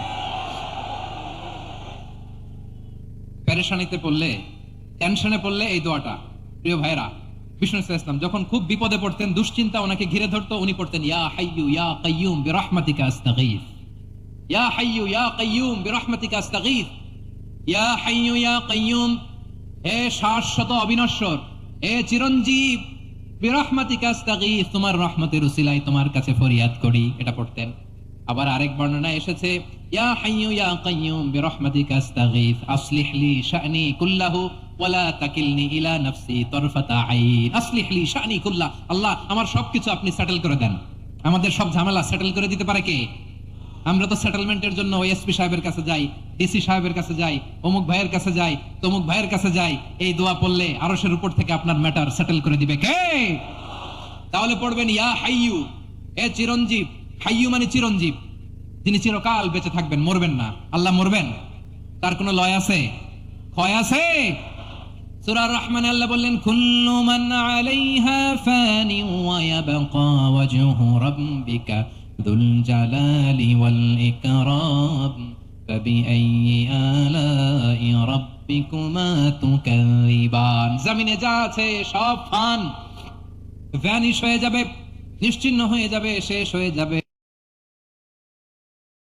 সব বিলুপ্ত হয়ে যাবে। ইয়া হাইয়ু, আমার সাথে আওয়াজ করে পড়েন ইয়া হাইয়ু ইয়া কাইয়ুম, ইয়া হাইয়ু ইয়া কাইয়ুম বিরহমাতিকা আস্তাগীথ আসলিহ লি শা'নি কুল্লাহ ওয়ালা তাকিলনি ইলা নাফসি তারফাতা আইন। এভাবে দোয়া করলে আপনাকে বিপদ মুক্ত করবে কে? এই দোয়াটা কেন পছন্দ আল্লাহর কাছে? কারণ এখানে আল্লাহর দুইটা সুন্দর নাম আছে, গুণবাচক নাম, আল হাই, আল কাইয়ুম। এই দুটো নাম আছে এখানে। আবার এই দুইটা আয়াতুল কুরসির অংশ। আয়াতুল কুরসির শুরুতে এটা আছে না নাই? হ্যাঁ, আছে না নাই? 3 নাম্বার কারণ এটা ইসমে আজম। কোন দোয়াটা ইসমে আজম? যে দোয়া ওসিলায় দোয়া করলে আল্লাহ দোয়া ফেরায় না। অনেকগুলো মত আছে, সবচেয়ে ভ্যালিড মত হচ্ছে এটা, ইয়া হাইয়ু ইয়া কাইয়ুম। এর ওসিলা দিয়ে দোয়া করলে দোয়া কবুল করে কে? 2 নম্বরে বিশ্বনবী মারাত্মক বিপদে পড়লে আরেকটা দোয়া পড়তেন, আল্লাহুম্মা ইন্নী আবদুক। আগে দোয়াটা পড়ি, শুনেন। আল্লাহুম্মা ইন্নী আবদুক ওয়া ইবনু আবদিক ওয়া ইবনু আমাতিক নাসিয়াতি বিয়াদিক মাদিন ফিয়া হুকমুক আদলুন ফিয়া কাদাউক আসআলুকা বিকুল্লি ইসমিন হুয়া লাক সাম্মাইতা বিহি নাফসাক আও আনসালতাহু ফি কিতাবিক আও আল্লামতাহু আহাদাম মিন খালকিক আও ইসতা'সারতা বিহি ফি ইলমিল গায়বি ইনদাক আন তাজআলাল কুরআনা রাবিআ কলবি ওয়া নূরা সাদরি ওয়া জালাআ হুজনি ওয়া যাহাবা হাম্মি। সুবহানাল্লাহ পড়েন। বিশ্বনবী বলতেন আল্লাহুম্মা ইন্নী আবদুক, ও আল্লাহ আমি আপনার গোলাম, ওয়া ইবনু আবদিক, গোলামের ঘরের গোলাম, ওয়া ইবনু আমাতিক, বাদীর ঘরের গোলাম। মানে আল্লাহ আমি আপনার গোলাম। আমার বাবা আব্দুল্লাহ ছিল আপনার গোলাম, আমার মা আমিনা ছিল আপনার বাদী। মানে আমরা গোলাম বংশের, সব গোলাম। নিজের এর চেয়ে আর ছোট করে আল্লাহর কাছে উপস্থাপন করা যায় আমার ভাইয়েরা? কথা কি বুঝতেছেন? নিজেকে এর চাইতে ছোট, নগণ্য আর তুচ্ছ করে আল্লাহর সাথে প্রেজেন্ট করা যায়? বিশ্বনবী বললেন ও আল্লাহ আমি আপনার গোলাম, গোলামের ঘরের গোলাম, দাসীর ঘরের গোলাম, নাসিয়াতি বিয়াদিক, আমার মাথার চুলের ছুটি আপনার হাতের মুঠোয়। আপনি ডানে টান দিলে আমি ডানে যেতে বাধ্য, আপনি বাঁয়ে টান দিলে বাঁয়ে যেতে বাধ্য। সুবহানাল্লাহ বলেন। পিছনে 2-1 ভাই দাঁড়ালেন কেন? হ্যাঁ, বসুন। জায়গা চেঞ্জ করতেছে, সেই দুপুর থেকে বসে আছে আমি জানি জানি। মাশাআল্লাহ, কেউ 2-1 বেরিয়েছে, গ্যাপ পূরণ করতেছে। মাশাআল্লাহ পড়েন সুবহানাল্লাহ আলহামদুলিল্লাহ লা ইলাহা ইল্লাল্লাহু মুহাম্মাদুর রাসূলুল্লাহ সাল্লাল্লাহু আলাইহি ওয়াসাল্লাম। বিশ্বনবী বললেন আল্লাহ আমার মাথার চুলের ঝুঁটি আপনার হাতের মুঠোয়। আচ্ছা, এইভাবে কাকে ধরা হয়? যে খুব ছোট, ঠিক কি না? নিজেকে কত ছোট করলেন বিশ্বনবী। ও আল্লাহ আমার মাথার চুলের ঝুঁটি আপনার হাতের মুঠোয়, আপনি ডানে টানলে আমি ডানে যাব, বাঁয়ে টানলে বাঁয়ে যাব। আল্লাহ আসআলুকা বিকুল্লি ইসমিন হুয়া লাক নাসিয়াতি বিয়াদিক মাদিন ফিয়া হুকমুক আপনার নির্দেশ আমার উপর কার্যকর হবেই হবে। আদলুন ফিয়া কাদাউক, আপনার ফয়সালা, যেই ফয়সালাই আপনি আমার জন্য করেন এটাই ইনসাফ। সুবহানাল্লাহ বলেন। আমরা আল্লাহর ফয়সালায় সন্তুষ্ট হতে চাই না। কত কমপ্লেইন, আল্লাহ তুমি এটা দিলা না, ওইটা পাইলাম না, ওইটা হইল না রে, এরকম অভিযোগ কমপ্লেইন আমাদের আছে না নাই? আর বিশ্বনবী বলতেন আদলুন ফিয়া কাদাউক, আল্লাহ আমার জন্য তোমার যেটা ফয়সালা এটাই সবচেয়ে শ্রেষ্ঠ ইনসাফ, এর চেয়ে ইনসাফ আর হতে পারে? এভাবে কায়মন বাক্যে আল্লাহর কাছে বিশ্বনবী দোয়া করতেন। এরপরে বিশ্বনবী বলেন, আল্লাহ তোমার যত নাম আছে সব নামের ওসিলায় দোয়া করি, যে নাম তুমি আমাদেরকে জানিয়েছো, যে নাম তুমি আমাদেরকে জানাও নাই, যে নাম তুমি কোরআনে নাজিল করেছো, যে নাম নাজিল করো নাই, যে নাম শুধু নবীদেরকে জানিয়েছো। আর আল্লাহর এমন কিছু চমৎকার চমৎকার সুন্দর সুন্দর নাম আছে, এই নামগুলো রব্বুল আলামিন কাউকে জানাবে না। সুবহানাল্লাহ বলেন। আমরা তো 99 নাম জানি, 100 নাম জানি আল্লাহ, কিন্তু আল্লাহর এমনও কিছু নাম আছে যেগুলো আল্লাহ বিশ্বনবীরও জানায় নাই, এগুলো আল্লাহ ইলমুল গায়বে রেখে দিয়েছেন। দোয়ার সময় বলবেন, আল্লাহ তোমার যেই নামগুলো জানি, যেগুলো জানি না, যেগুলো কোরআনে আছে, যেগুলো নাই, যেগুলো নবীরে খাস ভাবে জানাইছে ওগুলোর উসিলায়, যেগুলো কোনোদিন জানাবাও না তোমার ওই নামের উসিলাও তোমার কাছে চাই। আল্লাহ কোরআনকে আমার হৃদয়ের বসন্ত বানাও, আমার বক্ষের জ্যোতি বানাও, আমার চিন্তা দুশ্চিন্তা তুমি দূর করে দাও। বিশ্বনবী বললেন, এই কালিমাগুলো, এই বাক্যগুলো পড়ে যদি কেউ আল্লাহর কাছে ফরিয়াদ করে, তার হৃদয় থেকে দুশ্চিন্তা কাটিয়ে দিবে কে? পড়বেন, এই দোয়াগুলো পড়বেন। আচ্ছা, সবশেষে বলি, ঋণের বোঝায় যারা জর্জরিত, বিষ্ণু ইসলাম চমৎকার একটা দোয়া শিখিয়েছেন। আমাদের অনেকে ঋণের বোঝায় জর্জরিত, আছে না নাই? এদিকে কেউ আছেন? থাকলে হাত তোলার দরকার নেই, থাকলে এই দোয়াটা পড়বেন। এক সাহাবীর নাম আবু উমামা, নামাজের ওয়াক্ত ছাড়া উনি মসজিদে যেয়ে বসে আছে। বিশ্বনবী বললেন, কিরে আবু উমামা, নামাজের তো ওয়াক্ত হয় নাই, মসজিদে কি? সাহাবী বলে, হুমুমুন লাজিমাতনি ওয়া দুয়ুন, নবী গো, ঋণের বোঝায় এমন টেনশনে আছি, ঘরে থাকতে পারলাম না, মসজিদে চলে আসছে। বিশ্বনবী বলেন, আমি কি তোমার এমন একটা দোয়া শিখাবো যেটা পড়লে আল্লাহ তাআলা তোমার ঋণের বোঝা হালকা করে দিবেন? আবু উমামা বললেন, ইয়া রাসূলুল্লাহ, অবশ্যই শিখাবেন। বিশ্বনবী বললেন, তাহলে তুমি পড়বা, আল্লাহুম্মা ইন্নী আউযু বিকা মিনাল হাম্মি ওয়াল হাযান ওয়া আউযু বিকা মিনাল জুবনি ওয়াল বুখল ওয়া আউযু বিকা মিন গালাবাতিদ দাইনি ওয়া কাহরির রিজাল। ও আল্লাহ, তোমার কাছ থেকে দুশ্চিন্তা থেকে পানাহ চাই, কৃপণতা, ভীরুতা, অলসতা, কার্পণ্যতা, এই সব কিছু থেকে, মানুষের কঠোরতা, আমার উপর মানুষের আধিপত্য এবং ঋণের বোঝা থেকে পানাহ চাই। এই দোয়াটা যখন বিশ্বনবী শিখাই দিলেন, আবু উমামা বারবার এই দোয়া পড়ে, আল্লাহুম্মা ইন্নী আউযু বিকা মিনাল হাম্মি ওয়াল হাযান ওয়া আউযু বিকা মিনাল আজজি ওয়াল কাসাল ওয়া আউযু বিকা মিনাল জুবনি ওয়াল বুখল ওয়া আউযু বিকা মিন গালাবাতিদ দাইনি ওয়া কাহরির রিজাল। আবু উমামা বলে, এই দোয়া আমি পড়তে লাগলাম। কিছুদিন পরে দেখা গেল বিশ্বনবীর শেখানো এই দোয়ার বদৌলতে আল্লাহ তাআলা আমার সব ঋণ পরিশোধের ব্যবস্থা করে দিয়েছেন। পড়েন সুবহান। পড়বেন। আমার প্রিয় পটুয়াখালীর ভাইয়েরা, বিশ্বনবীর জামাতা সাইয়্যিদিনা আলী রাদিয়াল্লাহু তাআলা আনহুর কাছে এক লোক এসে বলে, হে আলী, ঋণের বোঝায় আমি জর্জরিত, আমার কিছু অর্থ দিয়ে সাহায্য করো। সাইয়্যিদিনা আলী রাদিয়াল্লাহু তাআলা আনহু বললেন, আমি কি তোমার এমন একটা দোয়া শিখাবো যেটা বিশ্বনবী আমাদের শিখিয়েছেন? এই দোয়া যদি তুমি পড়ো, লাউ কানা আলাইকা মিসলু জাবালিন কাবীরিন দাইনান আদাল্লাহু আনকা, পাহাড় পরিমাণে যদি ঋণের বোঝা হয়, আল্লাহ এটা পরিশোধের ব্যবস্থা করে দিবেন। ছোট্ট একটা দোয়া বিশ্বনবী শিখালেন, বললেন, তুমি পড়বা, আল্লাহুম্মা কফিনি বিহালালিকা আন হারামিকা ওয়া আগনিনি বিফাদলিকা আম্মান সিওয়াক। বুঝতে আছে? হ্যাঁ, আছে। আল্লাহুম্মা কফিনি বিহালালিকা আন হারামিক, আল্লাহ তোমার হালাল দিয়ে আমাকে পরিতুষ্ট করো, হারাম থেকে বাঁচিয়ে রাখো, আর তোমার অনুগ্রহে মানুষের মুখাপেক্ষী যেন আমি না হই, আমি যেন সবসময় তোমার মুখাপেক্ষী হয়, ওই তৌফিক দিও। সুবহানাল্লাহ পড়েন। এই দোয়া বেশি বেশি পড়লে ঋণের বোঝা হালকা করে দিবে কে? তাহলে প্রিয় ভাইয়েরা, বিপদে পড়লেই প্রথমে কি পড়বেন? পটুয়াখালী ভুইলা গেছে, বিপদে পড়লেই প্রথমে ইন্না লিল্লাহ কি বলে নিজেকে আল্লাহর কাছে সঁপে দিতে হয়, হাসবুনাল্লাহ। চরম বিপদে দেয়ালে পিঠ থেকে গেছে, তখন লা ইলাহা ইল্লা আনতা সুবহানাকা ইন্নী কুনতু মিনাজ জালিমিন। এরপরে লা ইলাহা ইল্লাল্লাহুল আযীমুল হালিম, এই দোয়া। আকস্মিক বিপদ, হঠাৎ যেন কোনো বিপদ আমাকে পেয়ে না বসে, এটার জন্য বিসমিল্লাহিল্লাযী লা ইয়াদুররু মা ইসমিহি শাইউন ফিল আরদি ওয়ালা ফিস সামাই ওয়া হুয়াস সামিউল আলিম। সকালে 3 বার, রাতে 3 বার। আর মারাত্মক tension, hyper tension, anxiety, depression থেকে বাঁচার জন্য 2 দোয়া, ইয়া হাইয়্যু ইয়া কাইয়্যুম, ইয়া হাইয়্যু ইয়া কাইয়্যুম, মনে থাকবে? আর আল্লাহুম্মা ইন্নী আবদুক, এই দোয়া। ঋণ থেকে বাঁচার জন্য 2 দোয়া, আল্লাহুম্মা ইন্নী আউযু বিকা মিনাল হাম্মি ওয়াল হাযান, এটা। আর আল্লাহুম্মা কফিনি বিহালালিকা আন হারামিকা ওয়া আগনিনি বিফাদলিকা আম্মান সিওয়াক। আর সব সময় পড়ার জন্য একটা আমল দিয়ে যাই, উঠতে বসতে, অফিসে যাচ্ছেন, অফিস থেকে ফিরতেছেন, বসে আছেন, শুয়ে আছেন, ছোট্ট এক শব্দে আমরা যেন বেশি বেশি পড়ি, আস্তাগফিরুল্লাহ। আওয়াজ করে আমার সাথে পড়ুন, আস্তাগফিরুল্লাহ। আবার পড়ুন আস্তাগফিরুল্লাহ। আল্লাহ রাসূল সাল্লাল্লাহু আলাইহি ওয়াসাল্লাম বলেন, মান লাজিমাল ইস্তিগফার, যে সব সময় এরকম ইস্তিগফারের সাথে লেগে থাকে, জাআলাল্লাহু লাহু মিন কুল্লি দীকিন মাখরাজা, আল্লাহ তাআলা তাকে কোনো বিপদে আটকান না, সে জীবনে আটকাবে না, যে কোনো বিপদে আল্লাহ তার রাস্তা বের করে দিবে।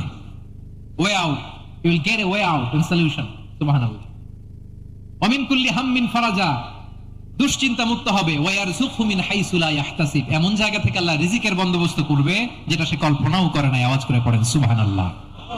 তাহলে মনে থাকবে আস্তাগফিরুল্লাহর কথা। সব শেষ কথা বলবো, সব শেষ আমার প্রিয় ভাইরা। এটা গেল নিজের বিপদ। কিসের বিপদ? নিজে যদি বিপদে পড়েন, অন্যের বিপদ যদি দেখেন, এটার জন্য একটা দোয়া আছে। অনেক সময় আমরা দেখি হাসপাতালে ক্যান্সারের থার্ড স্টেজে চলে গেছে, লোকটা হ্যাংলা হয়ে চিকন হয়ে হায়রে কি কষ্ট পায়, দেখি না? বিষ্ণু বলে একটা দোয়া যদি কেউ অন্যের কোনো বিপদ দেখে পড়ে, ওই বিপদ তার জীবনে কখনো আসবে না। শুনবেন? শোনার আগ্রহ আছে? অনেক সময় হয় যে আমরা মহাসড়ক দিয়ে যখন চড়ি, দুর্ঘটনায়, আইরে আল্লাহ, দুর্ঘটনায় মানুষের মাথা একদিকে, দেহ আরেকদিকে, ব্লিডিং, এরকম হয় না? আল্লাহ তুমি হেফাজত করো। বিশ্বনবী বলেন, এই দুর্ঘটনা দেখে কেউ যদি এই দোয়াটা পড়ে, তার জীবনে সে কোনোদিন এরকম অ্যাক্সিডেন্টের সম্মুখীন হবে না। শুনবেন? বিশ্বনবী বলেন, অন্যের বিপদ দেখে কেউ যদি পড়ে, আলহামদুলিল্লাহিল্লাযী আফানি মিম্মা বিতালাকা বিহি ওয়া ফাদ্দালানি আলা কাসীরিম মিম্মান খালাকা তাফদীলা, মানে প্রশংসা সে আল্লাহর, যে আল্লাহ তাআলা তোমাকে যেই জিনিস দিয়ে পরীক্ষা করেছে, আমাকে ওইটা থেকে বাঁচিয়ে দিয়েছে। তোমাকে আল্লাহ যেই বিপদে ফেলেছে, আমাকে ওই বিপদ থেকে তিনি মুক্ত রেখেছে, আর তার অনেক সৃষ্টির উপর আমাকে তিনি প্রাধান্য দিয়েছে। সুবহানাল্লাহ পড়েন। যে কোনো বিপদ, কারো ক্যান্সার দেখে যদি এই দোয়াটা আপনি বিশ্বাসের সাথে পড়েন, জীবনে কোনোদিন ক্যান্সার রোগে আক্রান্ত হবেন না। দুর্ঘটনা দেখে যদি পড়েন, ওই দুর্ঘটনা আপনাকে স্পর্শ করবে না। যে কোনো কারো বিপদ দেখে যদি কোনো বিশ্বাসী বান্দা এই দোয়া পড়ে, বিশ্বনবী বলেন, লাম ইউসিবহু যালিকাল বালা, ওই বিপদ তাকে আর ধরবে না। উফিয়া মিনহু মিন যালিকাল বালা কাইনাম মা কান, সে যতদিন হায়াত পাবে কোনোদিন ওই বিপদ তাকে স্পর্শ করবে না। এই দোয়াটা পড়তে রাজি আছেন আমার প্রিয় ভাইরা? তাহলে পুরো আলোচনার সেন্ট্রাল থিম হচ্ছে, আমাদের জীবনে বিপদ আসবে, কষ্ট আসবে, দুঃখ আসবে, কিন্তু বিপদে আপদে আমরা হাল ছেড়ে দিব না, হতাশ হব না। মুমিন হতাশ হয় না, নিরাশ হয় না, হাল ছেড়ে দেয় না। মুমিন ভরসা রাখে একজনের উপর। আওয়াজ করে বলুন, চিনি কে? বিপদে পড়লে আমাদেরকে উদ্ধার করে কে? আবার আমাদেরকে যদি কোনো নেয়ামত আল্লাহ দিতে চান, ওইটা কেড়ে নেওয়ার ক্ষমতা কারো আছে? তাহলে আমরা কানেক্টিভিটি বাড়াবো কার সাথে? আমাদের প্রার্থনার ফরিয়াদের হাত তুলবো কার কাছে? রাজি আছেন পটুয়াখালীর ভাইয়েরা? মনে থাকবে কথাগুলো? আল্লাহ তাআলা আমাদের সবাইকে কথাগুলো বোঝার ও আমল করার তৌফিক দান করুন। আমি আপনাদের আতিথেয়তা, আপনাদের ভালোবাসায় মুগ্ধ হয়েছি, ইমপ্রেসড হয়েছে। আলহামদুলিল্লাহ। লক্ষ লক্ষ তাওহীদি জনতা, কোনো ডিস্টার্ব নাই, কোনো হই হুল্লোড় নাই, মারামারি নাই। পটুয়াখালী আজকে হিস্ট্রি তৈরি করেছে। আর আমার দুই পাশে আমার দুজন প্রিয় মানুষ, আপনাদের এই এলাকার গণমানুষের নেতা, মাটিও মানুষের নেতা, তারুণ্যের আইকন আমার প্রিয় মাসুদ ভাই। পাশে আছেন আমাদের আলতাফ হোসেন চৌধুরী সাহেব। এই দুজনই আমার খুবই প্রিয় মানুষ। ওনারা অত্যন্ত বিচক্ষণতার সাথে এই দেশকে, জাতিকে ওনারা সার্ভ করেছেন, করবেন। আমরা ওনাদের জন্য দোয়া করি, আগামীর পথ চলা যেন ওনাদের সুন্দর হয়, আমরা বলি আমিন। ওনারা যেন বাংলাদেশকে লিড দিতে পারে, মিলেমিশে আমরা যেন একাকার হয়ে যেতে পারি, আমরা জাতীয় ঐক্যের বাংলাদেশ যেন দেখতে পারি। আল্লাহ তুমি তৌফিক দাও। এই পটুয়াখালীর জেনজিদেরকে আল্লাহ তুমি কবুল করো।